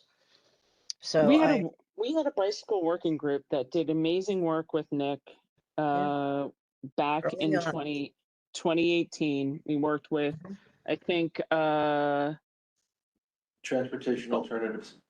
Transportation Alternatives and Bike New York, and really did some great work. And it was nice because the work was done in committee, then presented to the community board. We did a resolution and everything was great. So it wasn't 3 people behind the door making a decision and advising the Battery Park City Authority. And I think if we can go back to that kind of a partnership, that would be an amazing step ahead again. good idea. Can I do a couple of housekeeping items? I'm sorry. Sure, Just, go ahead. Tammy, not to reopen anything, but just so we're clear on the record. We presented here at the Environmental Protection Committee on June 16th about the FEAS findings. Jeff, I think, was probably at the meeting because he's in every meeting I'm at. It doesn't mean that everyone felt as though every one of their questions was answered that night, or if they got the answers to those questions that they would want the answers to be. But I want to be clear that we did present to the community board on the FEIS. What followed after that was a very thoughtful and thorough letter that Tammy may have written herself that came to us with questions as follow-ups to the FEIS. I never write anything myself. Well, I am not an island. It comes from the teamwork that the board does. I whoever's promise doing you. it is serving you It's a well. teamwork that the board does. Jeff and Alice and Justine and every It was a good letter. person in that room helps. It's definitely It not was a- me. It was a good letter that we then also responded to in kind, point for point, actually. So again, and I recall that that letter was, while tangentially in some places involved, related to the FAS, a lot of them were design questions or design-based questions of the sort, not unlike we are hearing tonight. So again, it doesn't mean that everyone has every answer answered at every moment, or that the answers they would like. But I do want to be clear that we did both present in the FAIS and then get a response back to you about your letters related to that very presentation that we made on the FAIS. Yes. Okay. Thank you. All right, well, it looks like we've covered all the questions on the Northwest project, or at least as presented right now. And I think one of the big takeaways that I see from it is accessible information that answers the questions that frequently come up is something that we need to work for. And I think, Mike, as part of your work, it sounds like you're doing this already, but I think you need to kind of definitely come up with frequently asked questions, identify, you must get a lot of the same kinds of questions. And I know I get very similar questions from lots of different people. When is it gonna start? I mean, some basic questions that there actually are quasi answers to, but typically don't get answered because I think sometimes people in the project team think in terms of, well, we don't quite know yet when day one of the project is going to be in terms of all the permitting and so forth. So I can't tell you when it's gonna be outside my door. But if you go to the EIS, unless this information is now obsolete, there actually is a pretty clear sequencing schedule of when which particular piece of property is going to be under work. It's, it's tied to month 0 up to month 60 or whatever. I think it would be important for you all to look at that schedule again to make sure that it is in fact correct. Because people like me are kind of relying on it. And if it's shifted, Yeah, what the changes are. yeah, Right. and, even if I don't know where month 0 is, whether it's gonna be January or May, it's kind of important to me to understand, oh, that part doesn't begin until month 31. And so it's not like it's going to be as soon as the project begins, those guys are going to be outside my window because month 31 is 3 years away, roughly. Right. And that kind of question of timing, I think, is very important. It also tends to answer the questions of how long is it going to be out of commission? Because that's the other kind of question that I get frequently is, how long is the Esplanade going to be closed? How long is the marina going to be closed? And people think of the marina as, I got some questions like that this week. It's stuck in their mind that it's all 5 years. Well, yeah, the marina itself may be closed for all 5 years, but at least according to the EIS, Pump House Park isn't closed for 5 years. It's closed for like 4 years or 3 years or whatever it is. It's It starts opening up on the back before it end. starts opening up on the back end. And having that scheduling information is actually some of the most important information to have publicly available, because there's a lot of lack of clarity and confusion among residents of, is it going to be outside my door next week or 4 years from now? And when it does start, is it going to be 1 year, 2 years, 3 years? And in different places, it's different answers. And so having that available, I think, would be very helpful. Another example of questions that I frequently get have to do with trees. Is this tree staying or going? Not necessarily is it going tomorrow or whatever, but is it coming or going? And there's some pretty detailed diagrams in the EIS, although they are only diagrams at a certain scale. But assuming and they're in chapter 1, there's all these renderings that show the trees that remain and the trees that don't remain. And having that kind of information updated and more accessible, I think would also be very helpful to have people understand what to expect, because there's this fear of clear cutting all over the place, and some places will be clear cut, but other places are barely touched at all, but people don't know which is which, so they just kind of assume that everything is going to be clear cut. So clear information on the kinds of things like Jill was saying, is it going to be jackhammering outside of my window for 2 months? There are actually answers to those questions, but they're not readily accessible. And so I think we need to do some work to make those questions, the answers to those questions readily accessible. And it's all very fair. So, No, It's true.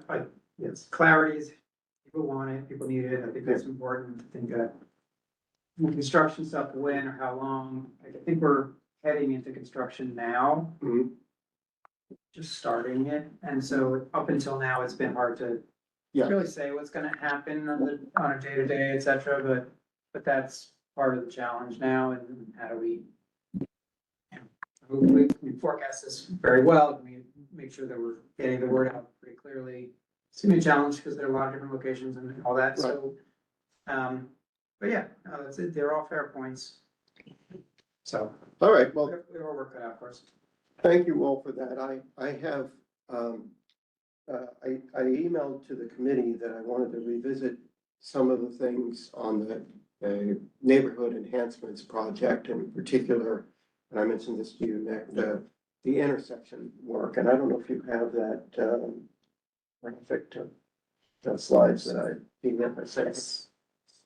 No, I don't plan to do a resolution tonight, but I want to have a discussion among the committee members about prioritization of these intersections, and get the thoughts of the committee. Yes, so this was from last month. If you go to the next slide. It's 15. Nope. Going Sorry. forward. Okay, so there were all these numbered intersections that were all being examined under the neighborhood enhancements project as potential intersections for improvements. And the authority has prioritized the ones in gold. And this work on intersections has a history that goes back well over a year. And it actually, I think, originated in Betty's committee when they were looking fundamentally at daylighting and things like that to make intersections in community Ward 1 generally safer.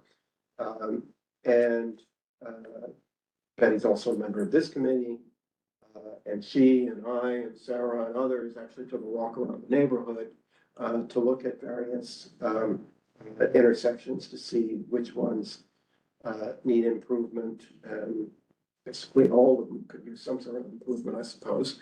But sometimes the improvement is worse than the existing problem, so we're not necessarily saying that everyone needs to be looked at. And we've had various meetings, both in committee here, as well as we had a working group meeting at the authority. Maybe it was, I don't know, we'll say probably also about a year ago, maybe a little less than a year ago, where a lot of these intersections were discussed as well. And as the neighborhood enhancements project progressed, and we had various back and forth on it, this is what arrived.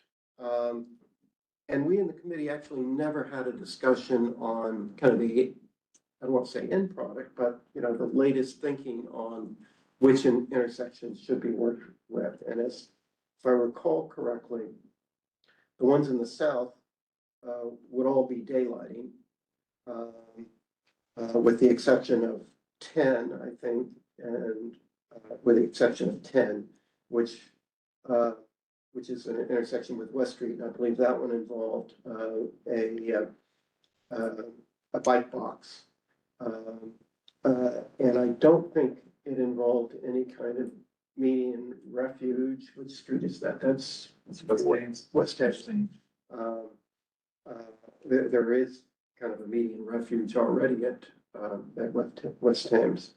And I don't recall exactly what the treatment of 19 was going to be, but I believe it was also a bike box and maybe also a bike box, I believe.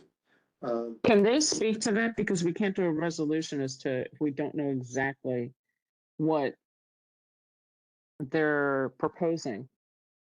Yeah, we're not Jeff. going to do a resolution tonight anyway, but we're going to be doing a discussion of prioritization. But Nick, do you recall what the treatment was going to be at the West Street intersections?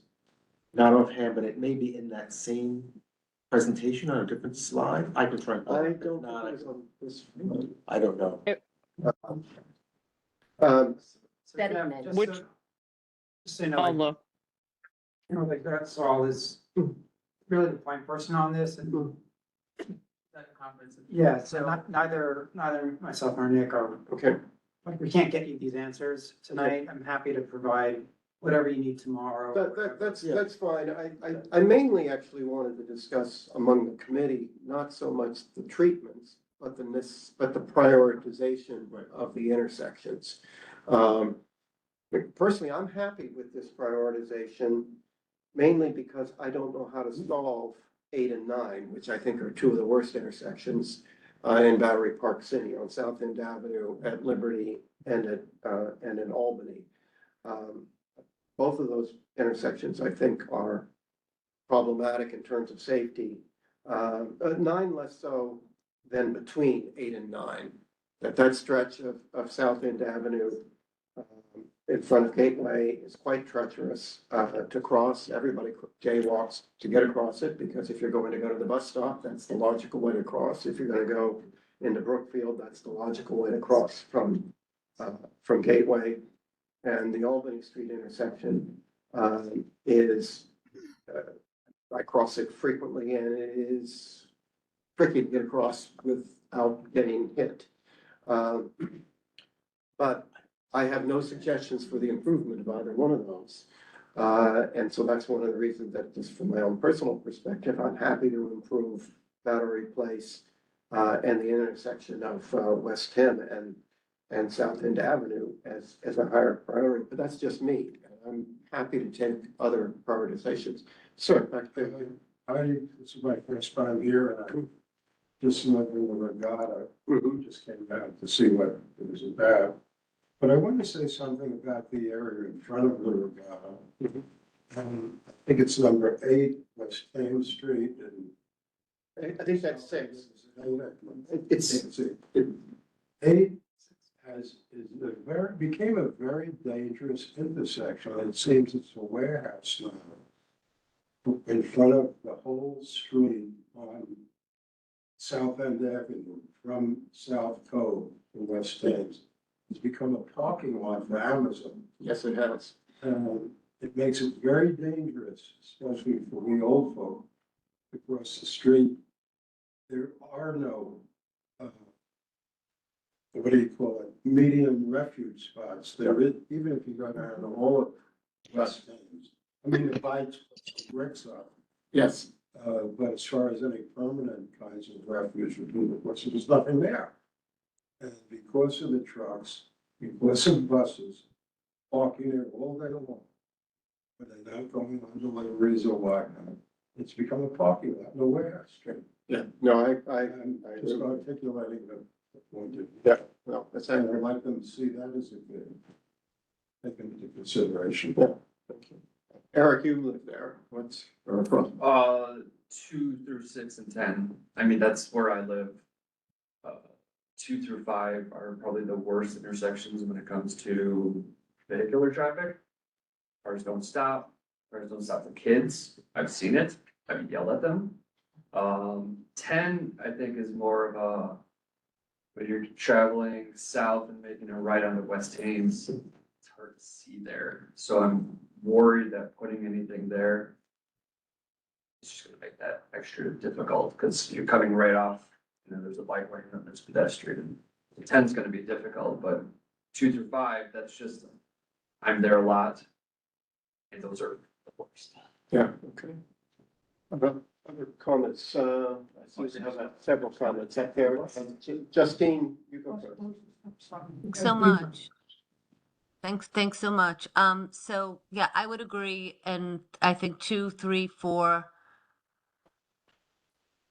and 2, 3, 4 certainly. 5 is at West Thames Street. Depending on what the treatment is, I have a problem with doing something at 5, a problem with doing something at 6. It really is important to know what's going on.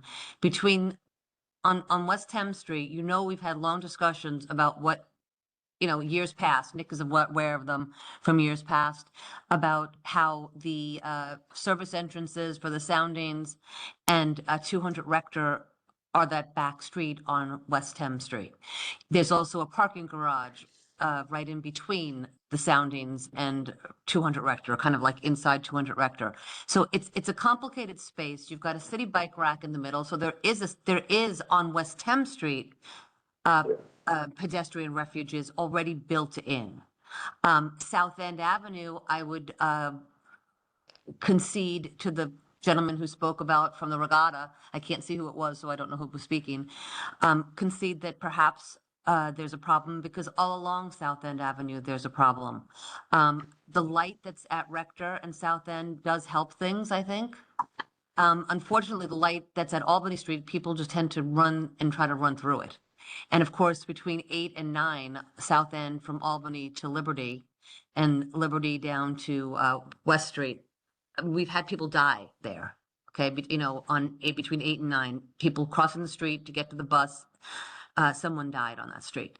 This was the biggest area from years ago, from 2016. We had a presentation. We had resolutions done out of this committee discussing what was could possibly to be done. We had a clear-cut understanding of what we wanted. The community wanted, the Battery Park City Authority was going to do, based on, of course, 2016 traffic studies and blah, blah, blah, blah, blah. Life has changed since then, obviously, but we had stuff set up. The only thing that was a hiccup, if you want to call it, from the Battery Park City Authority's perspective was West Thames Street, because people who live in the soundings and 200 Rector were making a bit of a fuss, or more than a bit of a fuss. But the rest of it, we were like, yeah, let's go. The light came in after that, so I think that addressed the concerns for me, at least, and many of the people for Rector Place and South End. But I just have a problem going forward, I guess. I think the priority, if you're just asking priorities, I think 7, 8, and 9 should be a priority. I think 5 should not be. 6, I don't know if it should be or shouldn't be. I need to know what's being planned there. And 10 and 19, I don't know what's being planned, so I don't know if it's a priority. I like the fact already put into place going south on West Street, we have those timed lights. It just shocks me, and I'm pleased that when I'm there, people actually do stop, and the bikes stop when it's red light for the bikes, which I think they've learned now that this is in their best interests, because when it's not a red light, the cars are going without looking. But anyway, that's my 2 cents. Thank you. Okay, Betty.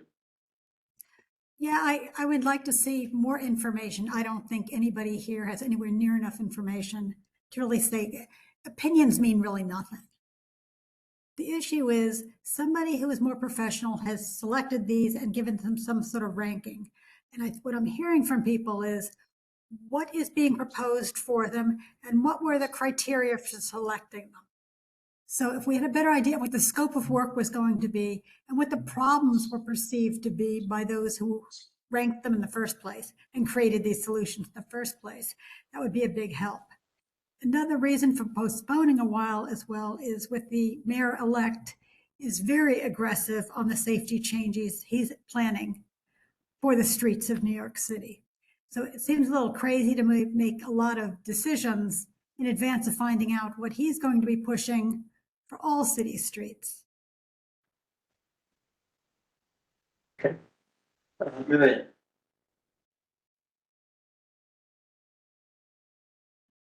Marianne? Thank you. Just to follow on what Betty is saying, truck parking, was that taken into account in the studies that were done? Because when we all first moved in here, we did not have Amazon delivering, and we did not have grocery deliveries and as much food brought to our doors. So we need places where trucks can park and safely unload and then wheel to the buildings and distribute what they want to distribute. And that's my biggest problem as a bike rider, double parking everywhere. So, Marianne, can I put on please, my XD hat for 1 second? So over there, they do neighborhood loading zones now because of this, such as the proliferation of Amazon, all the delivery and everything, where they basically like, whatever the street is, they'll take some of the parking and make that specifically loading zones. So you never, not a commercial area, but just like a regular street. And, some people hate it. Some people think it's fine. And so they'll do it kind of if the appetite is there. I don't know. Every block's a little bit different, so depending on which block you're talking about and everything, like that's in the toolkit of things that can be done to accommodate a lot of those uses. Tammy? I wanted to know, because again, we don't know what the parameters for considerations are. In this year, DOT changed the speed limit and on Battery Place in consideration of 276.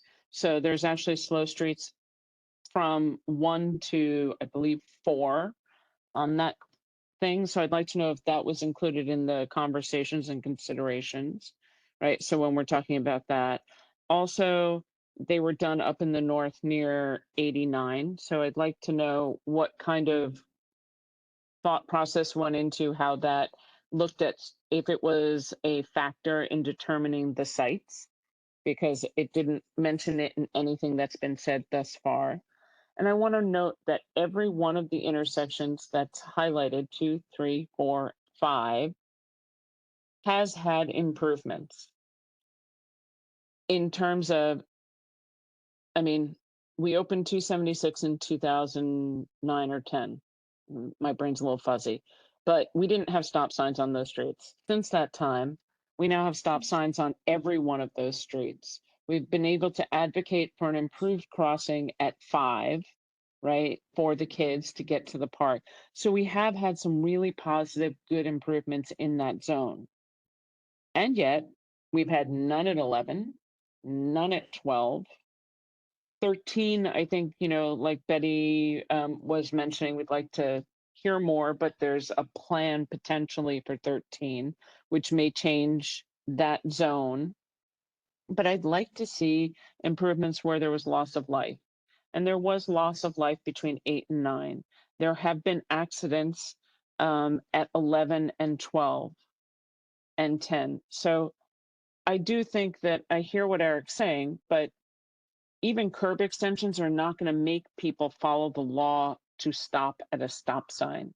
I think at section 2, that priority will be better when the construction is gone and you can actually see the stop sign, because currently you can't see the stop sign due to the South Battery Park City construction and the trees. It's nigh impossible. But even that stop sign had advanced signs before it added. I mean, we've advocated for so much that's improved it. And we have to also, between 2 and 3, recognize that the school itself needs the space in front for bus loading, right? So whatever you're doing in those intersections can be an issue. There is a P94 school. So it's a special needs school within the building at IS 276. They have buses that load in the mornings and the evenings. They have a lot of also van drop off of their students, because none of their students are walking home. They're all transit. So I think that those considerations need to be seriously looked at. and considered for what the school itself needs. Because right now they stage buses all the way down Battery Place and down Second. So, so I think I haven't seen anything particular, and I think I'd like to see information on what or how anything would affect what the schools need, because that's really got to be the area that we're protecting for people getting in and out. And I'd like to see more. I'm really disconcerted why nothing on Vesey Street was considered. Right, it's kind of a mess up there. I find over by Betty's neighborhood, it's a little bit more of the wild, wild west. I feel extraordinarily safe walking, quite frankly, on 2 through 5, but over by 13 and over by Brookfield, it's the wild west of walking over there, and I don't feel safe. So I certainly want to know, when we're looking at intersection priorities, why the southern neighborhood was looked at as a denser place than the really trafficky places. And also, I mean, 9 is better, 12 is kind of a mess. I understand it's not all Battery Park City, but for goodness sakes, it's considering the construction we're going to have, those intersections are going to be even worse. So I'd like to hear more on those and more information on what outreach has been done and 2 and 3, right, before we make it a priority. So Nick, I think Yeah, what it sounded like to me is that we should invite the team to come in December, if they can in December, to talk specifically about the intersection work, what the treatments they're considering for each of these, as well as the basis for selecting the priorities. And then we can have a discussion on, I mean, it could be as simple as the yellow ones are relatively easy to solve and the other ones are a mess. And so we're solving the easy ones first. But it could be also because of a perception of there's a bunch of kids there and we've made that a priority. Maybe that's not our priority anymore. Let me commit to saying we'll be back. I don't want to necessarily say December yet, only because I know I think we have some additional conversations happening around. We just want the timing consistent yes. with whatever your Yes, project I schedule could- is, so. If it's helpful for the community to know, I can certainly commit to say that we'll be back to you before anything starts, and Yeah, before anything is that's- decided. I think we may have had another hand up in the Um, audience, I'm not sure. Just as a Nick, quick answer. before just on a couple of things- that came Nick- up. Yeah. Nick, can you clarify? Before things are finalized, not before things are started, because started to me means shoveling ground. Before any plans are finalized, we'll be back to you to discuss your feedback. That'd be awesome. And just to note, if you remember, I mean, we've debated it. I think we said no, Betty. I don't remember, but 89 had wanted a crosswalk in the mid block because that's the nature of how the crossings work over there to the fields versus right where you have it at 718. Yep. So conversations all around those areas in 19. Again, I'm just going to say there are parts of the north that are like the wild, wild west for walking, and not in the pretty way. Can I ask a quick question? And this is just me being new here. Like, these all sound like DOT questions, and I understand that, I imagine you talk to DOT all the time about various things. Is there a reason historically why, the engagement on this particular thing, I know that we have our thoughts and everything, but like why DOT is not part of this conversation from the board's perspective? Or are they, how have you engaged with Everything in the we, past? yeah, I hear you. Everything we've gotten on Battery Place has been with DOT. So Battery Place, the sections that you have highlighted, 2, 3, 4, and 5, actually were all community board initiatives with DOT. Both the Transportation Committee and the Youth and Ed Committee and the Battery Park City Committee, depending on who brought it to us for which points. including working with the Downtown Alliance on the streamlining for the buses and the bus stops, where the bus stops were located. I mean, there's so much history. The 276 advocated with the letter. They wanted the bus stop moved to section 2 where you have it versus over by 1 where the bus stop currently is. For example, just to give it to you, Rami, because they didn't want to daylight that intersection because they need the intersection for the school buses and the drop-offs and things like that. So they weren't, but their idea of daylighting the intersection was to have from First Place going south, a bus stop. So no one would stop there and you could see, because it's a natural curve, and you would be able to see the stop sign more often.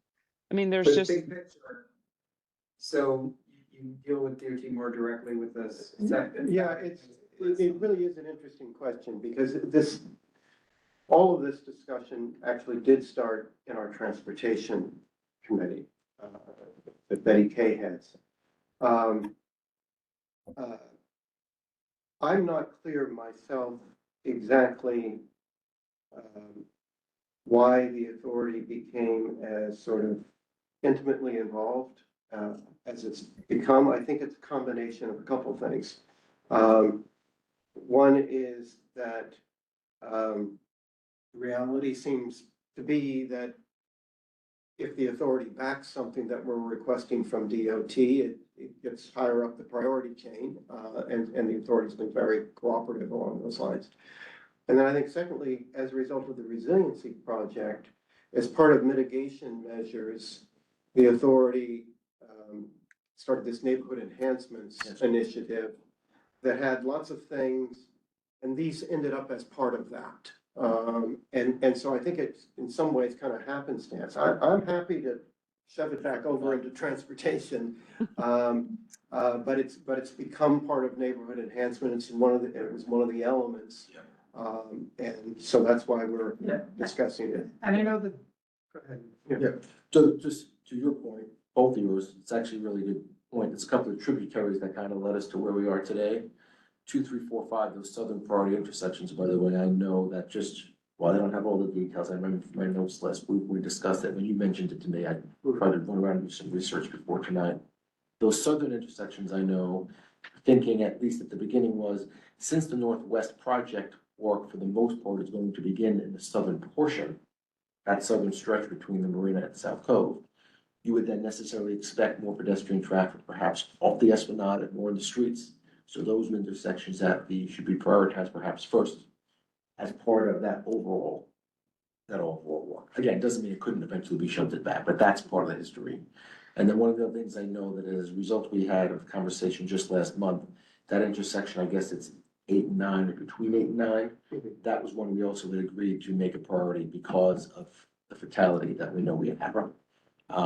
So that's. And that was part of that historic project back in 2016 or And whatever that was. West Thames pedestrian and traffic safety comment, I know as a very particular example, historically, the way it's been is that DOT has an entire city to manage, and God bless them for the job that they do.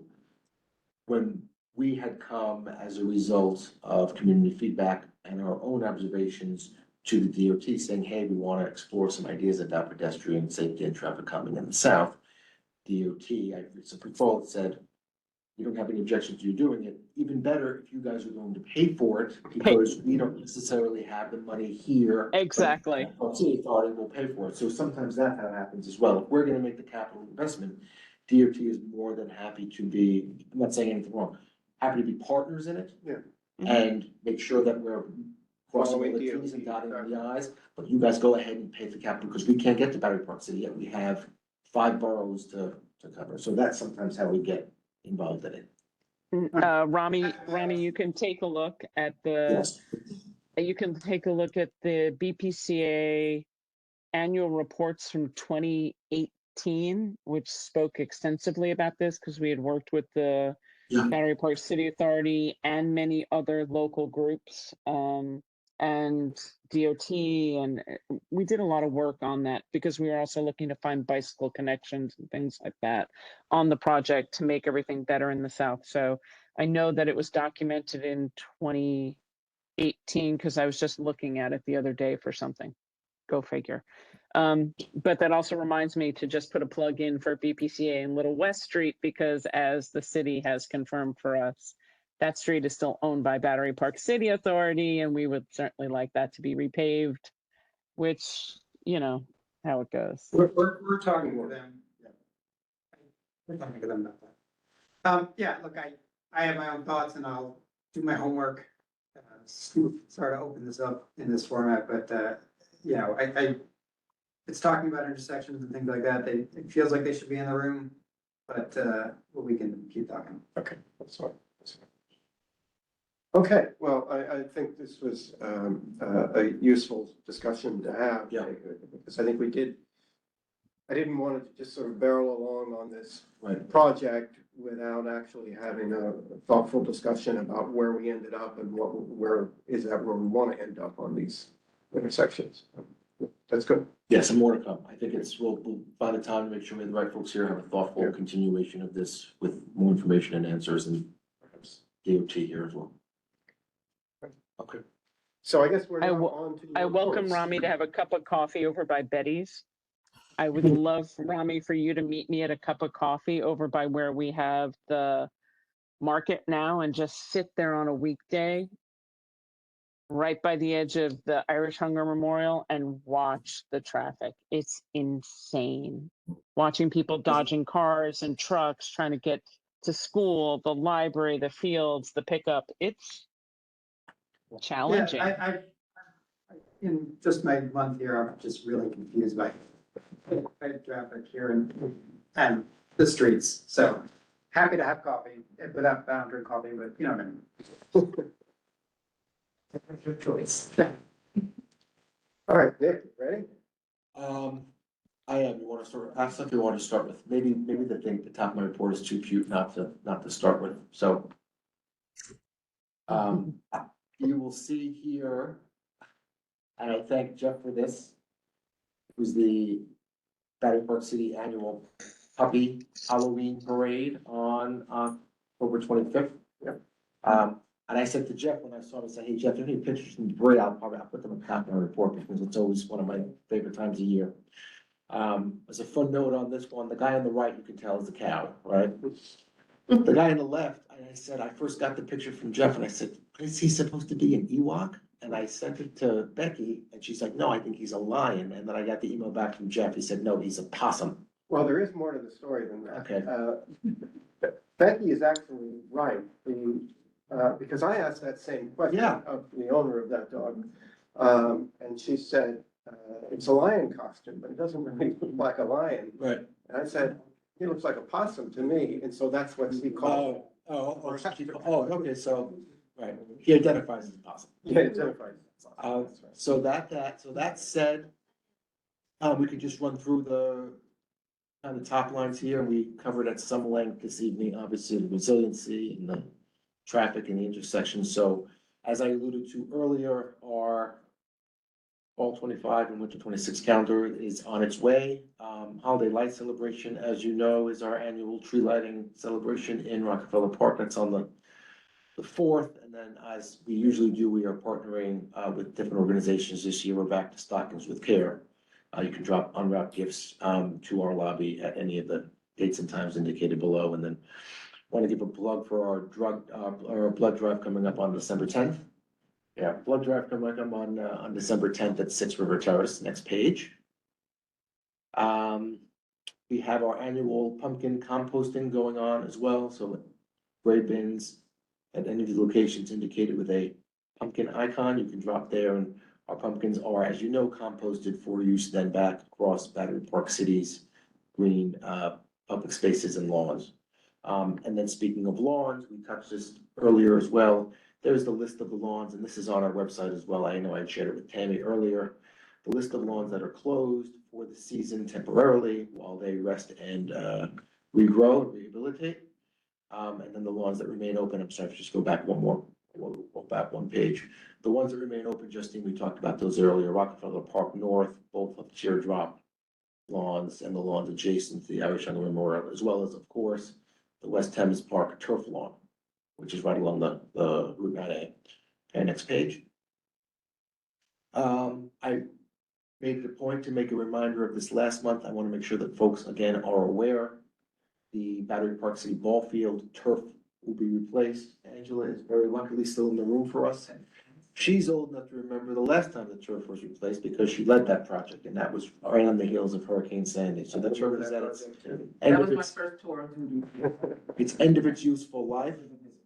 Thank you to Angela for her concerted and dedicated work on this. As we said, we want to make sure that we hit that timeline very precisely to begin when the permit season rolls off at the end of this month and be done by the time the league starts practicing in March. So over the winter, say end of November, December, January, February, that work will be done to replace the full portion, the full turf on the field. It also comes with additional accoutrements, including new batting cages, outfield fencing, bullpens, water fillers, etc. To the right, what you see is not that work going on, but as a reminder, last year at this time, we replaced all the ball field padding, which was torn up pretty good after some years of use. Angela also did a great job with that. So the ball field padding is already all new. The turf will be replaced this winter, ready in time for spring training 2026. Just want to make sure everyone is aware of that. We'll be pushing that out through our various channels as well. Pet-free lawns, as you know, just always leave that in there because we get a lot of blowback about dogs, which you will continue to hear from Pat, as we know. And just an information there about joining the Battery Park City Authority team. Our employment opportunities page there is linked at bottom. Next page.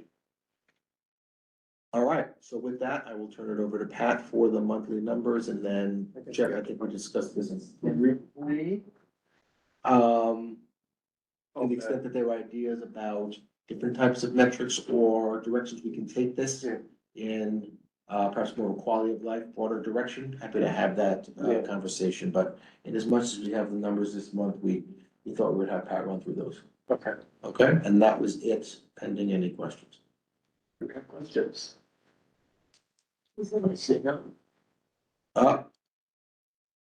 Tammy. Oh, of course, Tammy. It's a shock.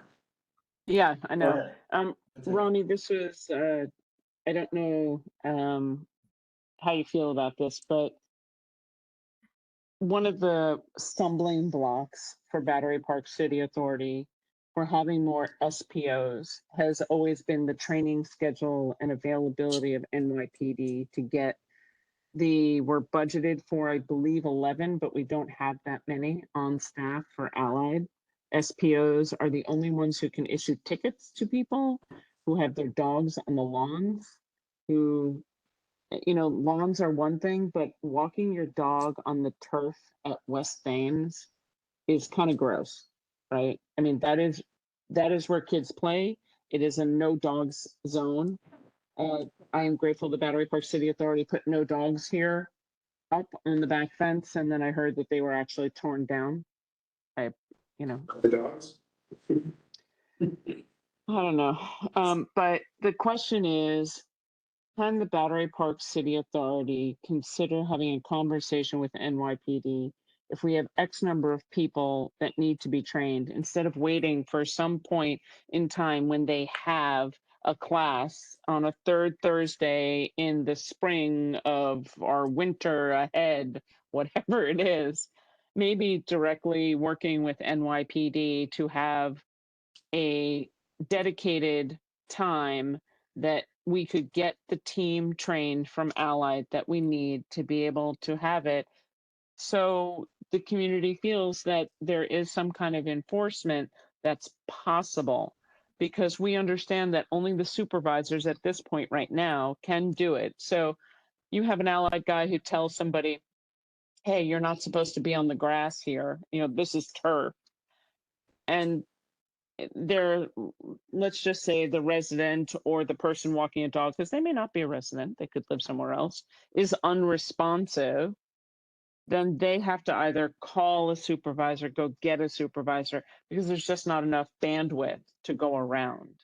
So since we've been unable to get to the level that we need, maybe we just need a different approach in the start. with NYPD and whether or not BPCA would be open and amenable to that kind of a push forward to get all the people trained that we need to be trained so we can have the services that Allied is supposed to be robust with. Jeremy, I want to give Robbie a minute to think on it, but I do remember that you and I had this conversation. I did check with Pat about it. Sorry I didn't get back to you about the conversation I had with Pat about it. But as I understand, the kind of pinch point, I don't believe is the training sessions. I believe it was the background checks. Is that what it was? The problem is you have to live within Yeah. the boroughs, the 5 boroughs. Okay, to qualify, that's number one. So the like of me, I can't be one, because I live in Nassau County. Right? The other part of it is you have to have a clear background check. So if you ever got a ticket for jumping a turnstile, you don't qualify. Okay, so the police department, you have to be fingerprinted by the police department and wait for that to come back. You have to be interviewed by their investigator, which is a packet about this thick that they have to fill out. And then their background check is all encompassing with them verifying where they live and everything else like that. There was people that had peace officer status at another site, and they moved. They moved, like to Nassau County, guess what? When they went to renew and they used the same old address, that got pulled. So that's a huge part of the issue. And it seems that we're not the only one that's, where the police department is being slow right now with this. Because we do have peace officers at Columbia where they make arrests up there. Okay, and everybody that's been putting in the application and that stuff and looking forward to it, nobody's been promoted to peace officer. They have not been sworn in. Their background check, they're like in limbo, just like we are right now. So quite frankly, we don't know what's going on. My plan was in the next couple of weeks, because I just got the screws out of my leg. They're on Friday, not this past Friday, but the Friday before, was to walk over there and into the license. Because you can no longer even walk into World Police Plaza to the license division unless you have an appointment.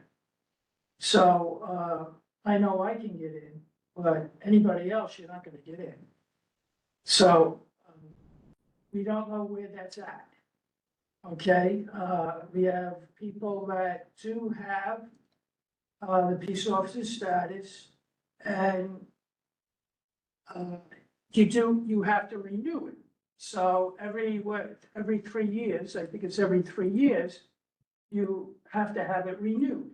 So my contact there was no issue. I would go there, I would get the renewed ID cards and that stuff and verify where everybody is. Well, that doesn't exist anymore. That person retired, they have new people there, and everything has to be done through a computer. So that's where it sits. Well, it does sound like we need to put some priority on figuring out how to unstop that bottleneck. Yeah. Because it would be helpful to have more peace officers. Nice. Right. Patrick, no man is an island. And I think that we got new blood, and Rami, welcome to the fray. Let's see how we can help them, help you, help the community. That's where I leave it. Sounds good. Sounds good to me. I'd like to put up this slide again. So, Patrick. Yes, it's just that short there at the bottom of the dish. Thank you. What, you didn't read it? I didn't memorize it. We're waiting for you. Yeah. Waiting for me. Bring us home. Bring us home. So Graffiti for this year, we had 11 reports of graffiti. A couple of them were repeats, and so graffiti was taken away. Some political messages really, it was in Wagner Park, you know, handwritten on where the people sit. The homeless, we had 11 reports dealing with the homeless this year, that month. So we're still dealing with the same 3 homeless people. And we just had, 2 more added, but they're gonna be short timers. We had one on the bridge like last night that was removed, trying to get out of the weather. But Department of Homeless Services are aware of them, especially the one up in Teardrop Park. Make sure we send to them. Zach actually was on the call with Downtown Alliance with me, and he listened. So they have the picture, they have the contact for the Poet House. The problem with that individual is that, unfortunately, you hate saying this, but the community up there is feeding them, is giving them clothing, and all of this stuff. They're letting them inside to, to warm up, to clean up and stuff like that. So it makes it a lot harder for some, for him to basically get him to accept services. The other one is a woman that used to, from what I understand, live here. She's on the Esplanade with a push cart. Yeah, she lived in my building. Okay, there you go. I believe, in talking with her, she passed a comment at one time like that she was a stockbroker or something. So I don't know if that's true or not, but she's another one. She likes being here. She doesn't want to accept services either, and the others are pretty much, transient. When we talk to them, they move on. But those are the majority of our reports dealing with those 2. Loss of found property, we had 5 items. Park rolls, we only had 6, and believe it or not, they were mostly dealing with smokers. So, either they were dealing with marijuana or regular cigarettes. The dogs, we had 4. They like to come out on the Wagner Park with the dogs on the leash on the lawn. We had that, and of course Rockefeller Park, same thing, but the dogs are on the leash. So I wish there was, like back in the day, when they had housing cops and housing projects. The nickname for housing cops was called grass cops, because they used to write tickets for people being on the lawn. And that was their priority back.